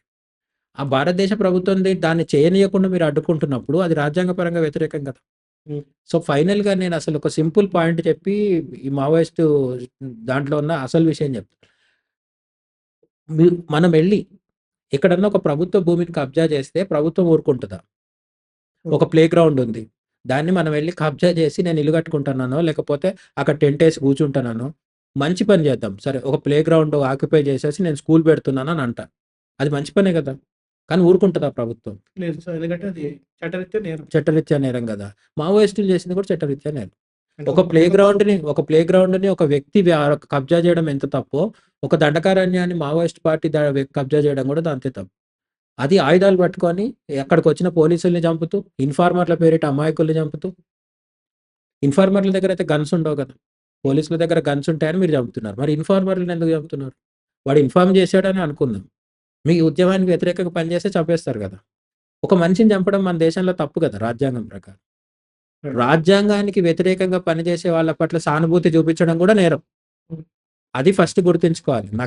నక్సలైట్‌లని గాని, మావోయిస్టులని గాని వ్యక్తిగత స్థాయిలో మనకు నచ్చినప్పుడు ఓకే. మనకు ఎర్ర జెండా పట్టుకొని తిరిగే కామ్రేడ్స్‌లో వ్యక్తిగతంగా మనకి కూడా నచ్చిన వాళ్ళు ఉండొచ్చు. ఫ్రెండ్స్ ఉండొచ్చు. హ్మ్. హ్మ్. మనకు మనకు ప్రేరణ కలిగించిన వాళ్ళు ఉండొచ్చు. చాలా మంచి గొప్ప గొప్ప వాళ్ళున్నారు. పుచ్చలపల్లి సుందరయ్య ఇట్లా చెప్తారు కదా! చాలామంది. పట్టాభి సీతారామయ్య, కిషన్‌జీ ఆహ్, ఇవి అందరూ నేనేమంటున్నానంటే మావోయిస్ట్‌లో అందరూ మంచోళ్ళే అనుకుందాం. ఒక్కొక్కరిగా అందరూ మంచోళ్ళే అయినప్పటికీ వీళ్ళందరూ కలిసి పెట్టుకున్న టార్గెట్ రాజ్యాంగ వ్యతిరేకం. ఓకే. అందుకే అంబేద్కరిస్టులు కూడా వ్యతిరేకిస్తున్నారు. రైట్. అంబేద్కరిస్టులు చెప్పేదేంటంటే, అంబేద్కర్ రాసిపెట్టిన రాజ్యాంగాన్ని గూడా మీరు గౌరవించట్లేదు. పోనీ మీ కింద మేము పనిచేస్తే గూడా ఎక్కువ మంది ఈ 50, 60 ఏళ్లలో ఎక్కువ మంది దళితులు చచ్చిపోయారు. హ్మ్. లెక్కలు తీస్తే. ఓకే. నాయకత్వము అగ్రకులాల చేతిలో ఉంది. అయితే ఈ అగ్రకులాల వాళ్ళు బానే ఉన్నారా ఇప్పటికి? బానే ఉన్నారని గాదు. వాళ్ళ ప్రాణాలు గూడా పోతాయి. ఆ! నేనేమంటానంటే ఉద్యమం చేస్తున్నప్పుడు ఎక్కువ మంది దళితులు, బీసీలకు నష్టపోతున్నారు. ఈ నష్టం వల్ల ప్రతిఫలం ఉందా? లేదు. ఎంతమంది చచ్చిపోతే సమాజం వస్తది? చెప్పే పరిస్థితి లేదు. సమాజం వచ్చి అందరికీ భూములొస్తే, అందరికీ విద్యా, వైద్యం వస్తే సంతోషిస్తాం. హ్మ్. కానీ అది వచ్చే అవకాశాలు కనుచూపు మేరల్లో లేవు. నగరాలు, పట్టణాలు, ఊర్లలో ఉన్న ప్రజల్లోంచి మద్దతు లేదు. అక్కడ వాళ్ళతో పోటీ పడదామంటే ఆయుధాలు లేవు. ఎన్ని చూసినా నెగెటివ్ పాయింట్స్. హ్మ్. పాజిటివ్‌గా ఆలోచించి నెక్స్ట్ 10 ఏళ్ళు పోరాడదాం వస్తుంది అని మనం అనుకున్నా గూడా, హోప్ కలిగించే ఒక్క పాయింట్ కూడా లేదు. ఓకే. అయితే నేను పర్సనల్‌గా అబ్జర్వ్ చేసిందేంటంటే, అంటే గత ఒక 20 సంవత్సరాల నుంచి చూస్తే, నాకు తెలిసిన కొంతమంది ఫ్యామిలీలో ఉన్నవాళ్ళు జస్ట్ బికాజ్ వాళ్ళ దగ్గర కొన్ని విప్లవానికి సంబంధించిన కొన్ని బుక్స్ ఉన్నాయని కూడా పోలీసులు వాళ్ళని తీసుకొని వెళ్ళిపోయారు. వాళ్ళు ఒక 2, 3 రోజుల దాకా అసలు వాళ్ళు ఉన్నారో లేదో కూడా తెలీదు. కొంతమంది అలా ఎన్‌కౌంటర్‌లో వెళ్ళిపోయారు. కొంతమంది లక్కీగా బయటకొచ్చారు. రెండో విషయం ఏంటంటే, ఇదివరకటిలాగా న్యూస్ ఛానెల్స్‌లో, పేపర్స్‌లో గూడా మావోయిస్టులకు సంబంధించిన కార్యాచరణ ఏదున్నా గూడా దాన్ని బయటికి రానివ్వట్లేదు. అండ్ మోర్ ఓవర్ ఒక రకంగా చెప్పాలంటే బ్యాన్ జేస్తున్నారు. లిటరల్లీ వాటిని బాయ్కాట్ చేస్తున్నారు. ఇవన్నీ గూడా మావోయిస్టులని అణచివేయడానికి జరుగుతున్న ఒక ఆహ్, స్టెప్స్ అనుకోవచ్చా? అంటే క్రమేపీ వాళ్ళ మీద ఎటువంటి స్టెప్స్ పెడుతున్నారు ప్రస్తుతానికి గవర్నమెంట్? వాళ్ళు పూర్తిగా సమూలంగా వాళ్ళని తీసేయాలన్న ఆలోచనతో ఉన్నారు గదా! చెప్పే చేస్తుంది ప్రభుత్వం. ఇందులో రహస్యం ఏం లేదు. హ్మ్. చెప్పే చేస్తుంది.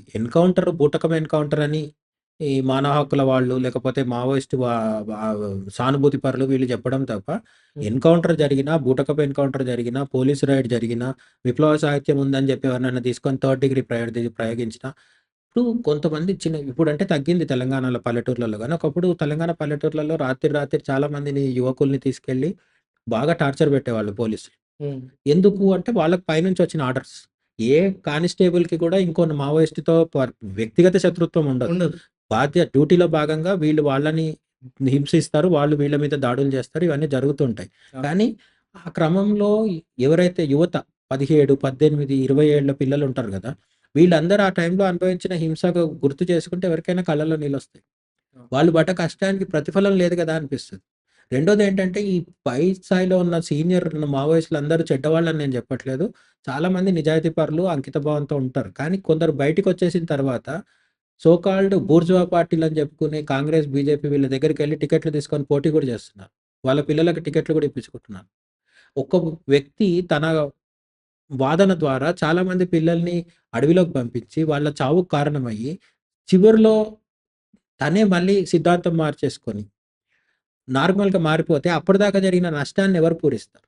ప్రాణం పోయిన ప్రాణాన్ని ఎవరు తెస్తారు? హ్మ్. ప్రభుత్వం అణిచేయడానికి ట్రై చేస్తుందా అంటే చెప్పే చేస్తుంది ప్రభుత్వం. ఎందుకు చేస్తుంది అంటే అది రాజ్యాంగ వ్యతిరేకం కాబట్టి. కొన్నిసార్లు రాజ్యం ప ప అంటారు పాటించే పద్ధతులు తప్పుండొచ్చు.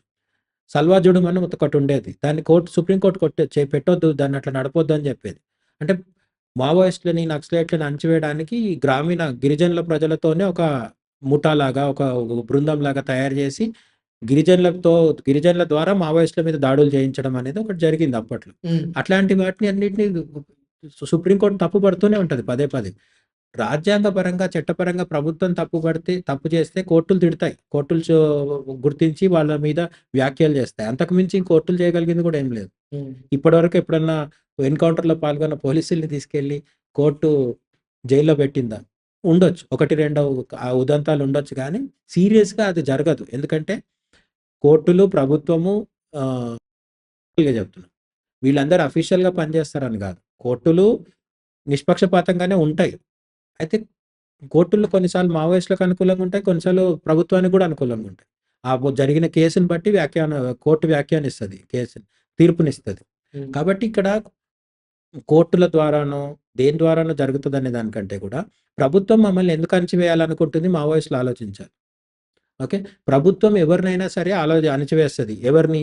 ఒక వ్యక్తి వెళ్లి కబ్జా చేస్తే, నేను చెప్పినట్టుగా ప్లే గ్రౌండ్‌ని మనం కబ్జా చేస్తే అది వ్యక్తిగతంగా చేసినా చేస్తది. లేదు జిహాదీ ఉగ్రవాదం ఉంది. కొన్ని ఉగ్రవాద సంస్థలు చేస్తున్నాయి గదా! మొన్న పీఎఫ్ఐని బ్యాన్ చేసింది కేరళలో. ఎందుకు బ్యాన్ చేసింది? మతపరమైన హింసకి దారితీస్తున్నారు వాళ్ళు. హ్మ్. అంతకుముందు సిమి అని ఉండేది. ఇవన్నీ మతపరమైనయి. కాంగ్రెస్ ప్రభుత్వం ఉన్నప్పుడు ఆర్ఎస్ఎస్‌ని 2 సార్లు బ్యాన్ చేసింది. గాంధీజీ చనిపోయినప్పుడు అప్పుడు. హ్మ్. అంటే ఎవరైనా సరే రాజ్యాంగానికి వ్యతిరేకంగా శాంతి భద్రతలకు విఘాతం కలిగించే విధంగా ఉంటే, అది వ్యక్తి అయినా, వ్యవస్థ అయినా, లేక ఒక గ్రూప్ అయినా, లేదంటే ఒక యూనియన్ అయినా, ఒక సంస్థ అయినా, ఏదైనా సరే దాన్ని ప్రభుత్వం అణిచివేయాలనే చూస్తది. ఎందుకంటే ప్రభుత్వ బాధ్యత అది. ఆహ్, సీమాంతర ఉగ్రవాదం. బయట దేశం నుంచి వచ్చే ఉగ్రవాదుల్ని అణిచివేసినట్టే, భారతదేశంలో ఉన్న వాళ్ళని కూడా అణిచివేస్తారు. దాన్ని ఉగ్రవాదం అంటాం, దీన్ని తీవ్రవాదం అంటాం. ఇటువంటివి పేర్లు మార్పు ఉండొచ్చు. హ్మ్. మిలిటెంట్స్ అంటాం, టెర్రరిస్టులు అంటాం. పేర్లు ఏవి పెట్టుకున్నా సరే, దేశ రాజ్యాంగాన్ని ధిక్కరించే విధంగా మన దేశంలో రాజ్యాంగం ఏం చెప్తుంది? పోలీసులు, సైన్యము, భద్రతా దళాలు కాకుండా ఎవరు కూడా గన్ పట్టుకోవద్దని రాజ్యాంగం చెప్తుంది. అవును. వీళ్ళు గన్ పట్టుకొని ఎవరిని పడితే వాళ్ళని కాల్చేస్తున్నారు గదా! అది బేసిక్ నేరం. ఆ నేరం చేస్తున్నందుకు ప్రభుత్వం చర్యలు తీసుకుంటుంది. ఆ చర్యల్లో అక్రమాలు జరుగుతున్నాయి. ఆహ్, దౌర్జన్యం జరుగుతుంది. చేస్తది. ప్రభుత్వం కూడా చేస్తుంది. అవన్నీ తప్పని చెప్పడంలో పెద్ద విశేషం ఏం లేదు. రైట్. కానీ ప్రజల మద్దతు ఎవరికుంది? హ్మ్. ప్రతి 5 ఏళ్లకు కోట్లాది మంది ఓట్లేసి ఎవరిని ఎన్నుకుంటున్నారు? హ్మ్. మీరెందుకు వచ్చి ఆ ఓట్ల రాజకీయంలో పాల్గొనట్లేదు? మావోయిస్ట్ నాయకులు ఓట్ల దగ్గరకొచ్చి ఓట్లడిగి గెలవచ్చు కదా! ఈ ప్రశ్నకు సమాధానంలోనే అసలు సమస్యుంది. ఓకే. మావోయిస్ట్ నాయకులు ప్రజల్లోకొచ్చి ఓట్లు అడిగితే గెలవలేరు. హ్మ్. గెలవలేరు కాబట్టి సాయుధ పోరాటం అంటున్నారు. ఈ సాయుధ పోరాటాన్ని సమర్థించుకోవడానికి గనులు, గిరిజనులు, అడవులు, వాతావరణము ఇవన్నీ చెప్తున్నారు. ఇవన్నీ చెప్తున్నా సరే, ఈ మావోయిస్టులు లేని దేశాలు అమెరికాలో ఏ మావోయిస్టు లేడు. అక్కడ కూడా వాతావరణ కాలుష్యం జరుగుతుంది. అడవులు అంతరిస్తున్నాయి. జరుగుతున్నాయి కదా! సో, అక్కడ మరి ఎవరు కాపాడాలి? సో, మేమెవరినో కాపాడడానికి గన్నులు పట్టుకొని తిరుగుతాం అనేది ఆధునిక కాలంలో వర్కౌట్ అవ్వదు. ఎందుకంటే మన శత్రువు, మనము ఇద్దరము భారతీయులమే గదా! బ్రిటిషర్ల మీద పోరాడినట్టు పోరాడతామంటే కుదరదు. హ్మ్. ఎందుకంటే ప్రజల మద్దతు లేదు. హ్మ్. మావోయిస్టులు 2 పనులు చేయాలి. ఒకటి వాళ్ళ ఆయుధ సంపత్తి పెంచుకొని భారతదేశ సైన్యాన్ని ఢీకొట్టగలిగేంత బలంగానన్నా మారాలి. అందుకు ఏం జేయాలి? బయట శక్తులతో కలవాలి మరి. చైనాతోనో, పాకిస్తాన్‌తోనో ఎవరితోనో కలవాలి. అది కరెక్ట్ కాదు గదా! లేదు అంటే ప్రజల్లోకొచ్చి మద్దతు కూడగట్టాలి. ప్రజల్లోకొచ్చి మీరు మద్దతు కూడగట్టాలంటే ముందసలు మీరు ఆయుధాలు వదిలేసి వస్తే గదా! ఆయుధాలు పట్టుకొని రోడ్ల మీద తిరుగుతామంటే ప్రజలే ఒప్పుకోరు. హ్మ్. కాబట్టి వీళ్ళకు ప్రజా మద్దతు లేదు. ఆయుధ సంపత్తి, బలము లేదు. ఈ 2 కారణాల చేత వీళ్ళు గెలిచే అవకాశాలు సమీప భవిష్యత్తులో లేవు. ఈలోపు అంతరించిపోయే అవకాశాలు గూడా ఉన్నాయి. ఎందుకంటే కేంద్ర ప్రభుత్వం తన పూర్తి బలంతో అణచివేసే ప్రయత్నం చేస్తుంది. ఒకసారి అణచివేసినాక మళ్ళీ తలెత్తితే కూడా తలెత్తొచ్చు. కానీ ప్రస్తుతానికైతే నాకేమనిపిస్తుందంటే 2020 తర్వాత అడవుల్లో మావోయిస్టులు ఉండడం కష్టం. అర్బన్ నక్సల్స్ అప్పుడు కూడా ఉంటారు. సిటీల్లో అది ఇది చెప్తూ, ఎందుకంటే ఫ్రీడమ్ ఆఫ్ ఎక్స్‌ప్రెషన్ కింద వాళ్ళు అట్లా చలామణి అవుతుంటారు గానీ, ఓకే. అర్బన్ నక్సల్స్ ఉంటారు. అసలు నక్సల్స్ అయితే మరి చాలా వరకు తగ్గిపోతారు. ఇప్పుడు ఒక రకంగా అంటే కొంతమంది వాదిస్తున్న దాని ప్రకారం అడవిలో ఉన్న నక్సలైట్ల కన్నా గూడా అర్బన్ నక్సలైట్ల వల్ల ఎక్కువ ప్రమాదం కూడా పొంచి ఉందని ఒక వర్గం వాళ్ళు గూడా వాదిస్తూ ఉంటారు. దాని మీద మీ అభిప్రాయం ఏంటి?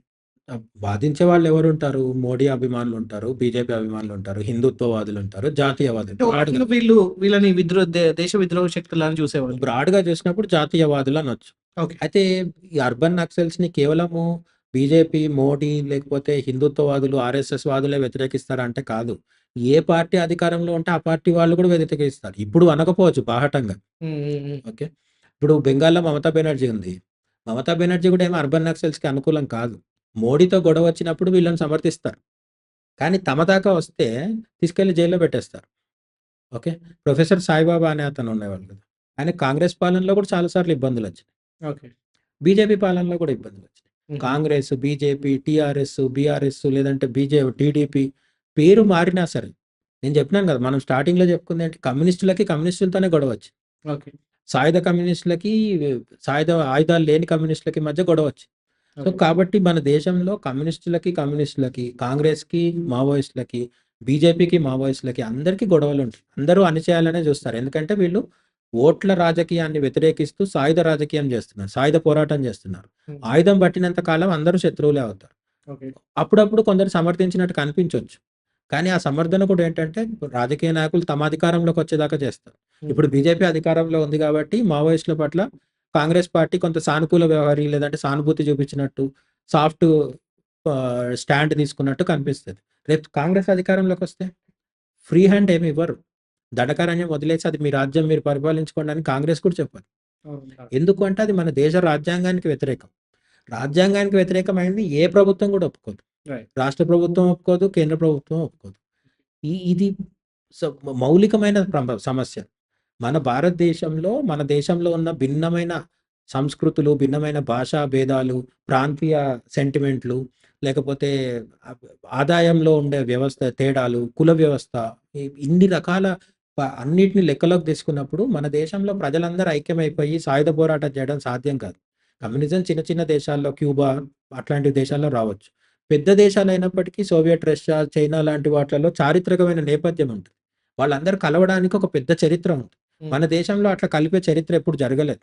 ఓకే. గత 2000 సంవత్సరాల్లో కూడా మన దేశము అనేక రాజ్యాలుగా ఉంటూ వస్తుంది. మనల్ని కలుపుతున్నదేంటంటే హిందూ మతము అనేది కలుపుతుంది. లేదంటే భారతీయత అనే భావజాలం కలుపుతుంది. ఇటువంటివి కలుపుతున్నాయి. అంతే తప్ప మనం అందరము ఒకే ఒక శత్రువుని టార్గెట్ చేసి పోరాడిన సందర్భాలు ఎప్పుడు లేవు. అందుకే మన స్వతంత్రం కూడా 200 ఇయర్స్ పట్టింది రావడానికి. ఓకే. ఎక్కడికక్కడ పోరాటం చేయడమే మన దేశ లక్షణం. హ్మ్. ఆ ఒక్కొక్కరిని కలుపుకుంటూ వచ్చి పోరాటం చేసి సాధించడానికి మనకు 200 ఇయర్స్ పట్టింది. అక్కడ ఒకే ఉమ్మడి శత్రువు బ్రిటిషర్స్ ఉన్నారు కాబట్టి. హ్మ్. ఇప్పుడు ఇక్కడ జరుగుతుందేంటంటే మావోయిస్టులకు ఉమ్మడి శత్రువు లేడు. హ్మ్. ఉన్న శత్రువు ఎవరు? మనం ప్రజలు ఎన్నుకుంటున్న వాళ్ళు. So, right. మనం 5 ఏళ్లకొకసారి ఎన్నుకునే ప్రభుత్వాన్ని మనమే శత్రువులాగా చూడటం సాధ్యం కాదు. హ్మ్. వాళ్ళని శత్రువులుగా చూస్తామని చెప్తున్న మావోయిస్టులకు మద్దతు ఇవ్వడం కూడా సాధ్యం కాదు. హ్మ్. సో, నా బేసిక్ థింగ్ చెప్పేదేంటంటే, మావోయిస్టులు వాళ్ళ పంతా మార్చుకొని అడవులు వదిలేసి సిటీల్లోకొచ్చి ఓట్లు సంపాదించడం ద్వారా కొంత ప్రజలకు మేలు చేయొచ్చు. ఇంకా అర్బన్ నక్సల్స్ అంటే వీళ్ళు అవకాశవాదులు. వీళ్ళ గురించి పెద్దగా మాట్లాడేది కూడా ఏం లేదు. వాళ్ళు ఎప్పటికప్పుడు సమయానుకూలంగా మాట మారుస్తూ ఉంటారు. ఆ అడవిలో ఉన్న నక్సలైట్‌లకు సపోర్ట్ చేయడం అనేది ఒక అది సిద్ధాంతపరమైంది. మిగతా విషయాల్లో కూడా దేశ రాజధానిలో ఉన్న ప్రధానమంత్రి ఎవరైతే ఉంటారో ఆయన ఏం చేసినా వ్యతిరేకించడం అర్బన్ నక్సల్స్ అలవాటు. ఓకే. ఈరోజు మోడీ ఉన్నాడు కాబట్టి ఎక్కువ వ్యతిరేకిస్తారు. ఎందుకంటే బీజేపీ హిందుత్వ పార్టీ కాబట్టి విపరీతంగా వ్యతిరేకిస్తారు. రైట్. రేపు ఎప్పుడైనా రాహుల్ గాంధీ వస్తాడు. ఆయనను సమర్థిస్తారా వీళ్ళు? అంతే వ్యతిరేకిస్తారు. అయితే కొంచెం తక్కువ. తక్కువ ఉంటుంది. బీజేపీ ఉంటే ఇంకా ఎక్కువ చేస్తారు. ఓకే. అర్బన్ నక్సల్స్ బేసిక్‌గా మతానికి వ్యతిరేకం కాబట్టి, హిందుత్వవాదులకు వ్యతిరేకం కాబట్టి, మోడీ ఉంటే హడావుడి ఎక్కువుంటది. కాబట్టి అర్బన్ నక్సల్స్ మీద కంటిన్యూ‌గా నిఘా పెట్టి వాళ్ళని కంట్రోల్ చేయాలి. వాళ్ళు ఫ్రీడమ్ ఆఫ్ ఎక్స్‌ప్రెషన్ కింద మాట్లాడుతూ ఉంటారు కాబట్టి దాన్ని కూడా ఏం చేయలేం. ప్రజాస్వామ్యంలో అంతర్భాగం అది. హ్మ్. అర్బన్ నక్సల్స్ గొంతు నొక్కేయాలని చెప్పలేం కదా! కానీ వాళ్ళు ఏం మాట్లాడుతున్నారో, ఏం చేస్తున్నారో ఎప్పటికప్పుడు కనిపెట్టుకుంటూ ఉండడమే ప్రభుత్వం బాధ్యత. అయితే ఫైనల్‌గా నేను మిమ్మల్ని అడగదలుచుకున్న క్వెషన్ ఏంటంటే, ఓకే. ఇప్పుడు చాలా రకాల మార్పులొస్తున్నాయి. ఒక రకంగా మీరన్నట్టు ఓకే. మావోయిస్టుల్లో ఇంటర్నల్‌గా గూడా వాళ్ళలో కొన్ని చేంజెస్ వస్తూ ఉన్నాయి. ఒక్కొక్కసారి మారుతున్న కాలంతో పాటుగా మన పందాన్ని గాని, లేకపోతే మన దారులు గాని మార్చుకోవడం అనేది అది ప్రకృతి సిద్ధం. సో, మరి 2026 తర్వాత అసలు మావోయిజమే ఉండదన్న అల్టిమేటం వచ్చింది. అండ్ ఒక రకంగా పలచబడిపోయారు వీళ్ళు గూడా. మీకేమైనా అనిపిస్తుందా లాస్ట్ మొమెంట్‌లో వీళ్ళు ఒకవేళ వాళ్ళ దారి మార్చుకొని వచ్చే అవకాశం ఉందా? లేపోతే యుద్ధమైనా ఏదైనా సరే ఇగ ఫేస్ టు ఫేస్ చూసుకుందాం అనే టైప్ అనిపిస్తుందా? మావోయిస్టులు పంతా మార్చుకోరనేది కూడా ఒక పెద్ద అభూత కల్పన. దాంట్లో ఎప్పటిదప్పుడు కొంతమంది జనజీవన స్రవంతిలోకి వస్తూనే ఉంటారు. హ్మ్.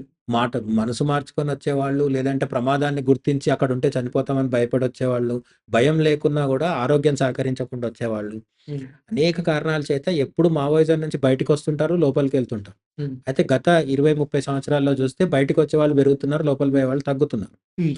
ఈ ట్రెండ్‌ని బట్టి ఏంటంటే, ప్రభుత్వం ఒత్తిడి చేసినా, చేయకున్నా స్లోగా మావోయిజం బలహీనపడుతూ వస్తుంది. అయితే ఇప్పుడు చేయబోతుందేంటంటే లాస్ట్ దెబ్బ పడబోతుంది. అమిత్ షా చేపిస్తున్నదేంటంటే, ఇంక లాస్ట్ క్లీనప్ చేయాలని ఇప్పుడు నిర్ణయించుకున్నారాయన. ఎందుకు అంటే, వాళ్ళ టార్గెట్ కూడా ఖనిజాలే అయ్యుండొచ్చు. నేను అదే చెప్తున్నాను గదా! ఖనిజాల గురించే చేస్తున్నారనేది పెద్ద బ్రహ్మ ఏమంటారు పెద్ద సీక్రెట్ ఏం కాదది.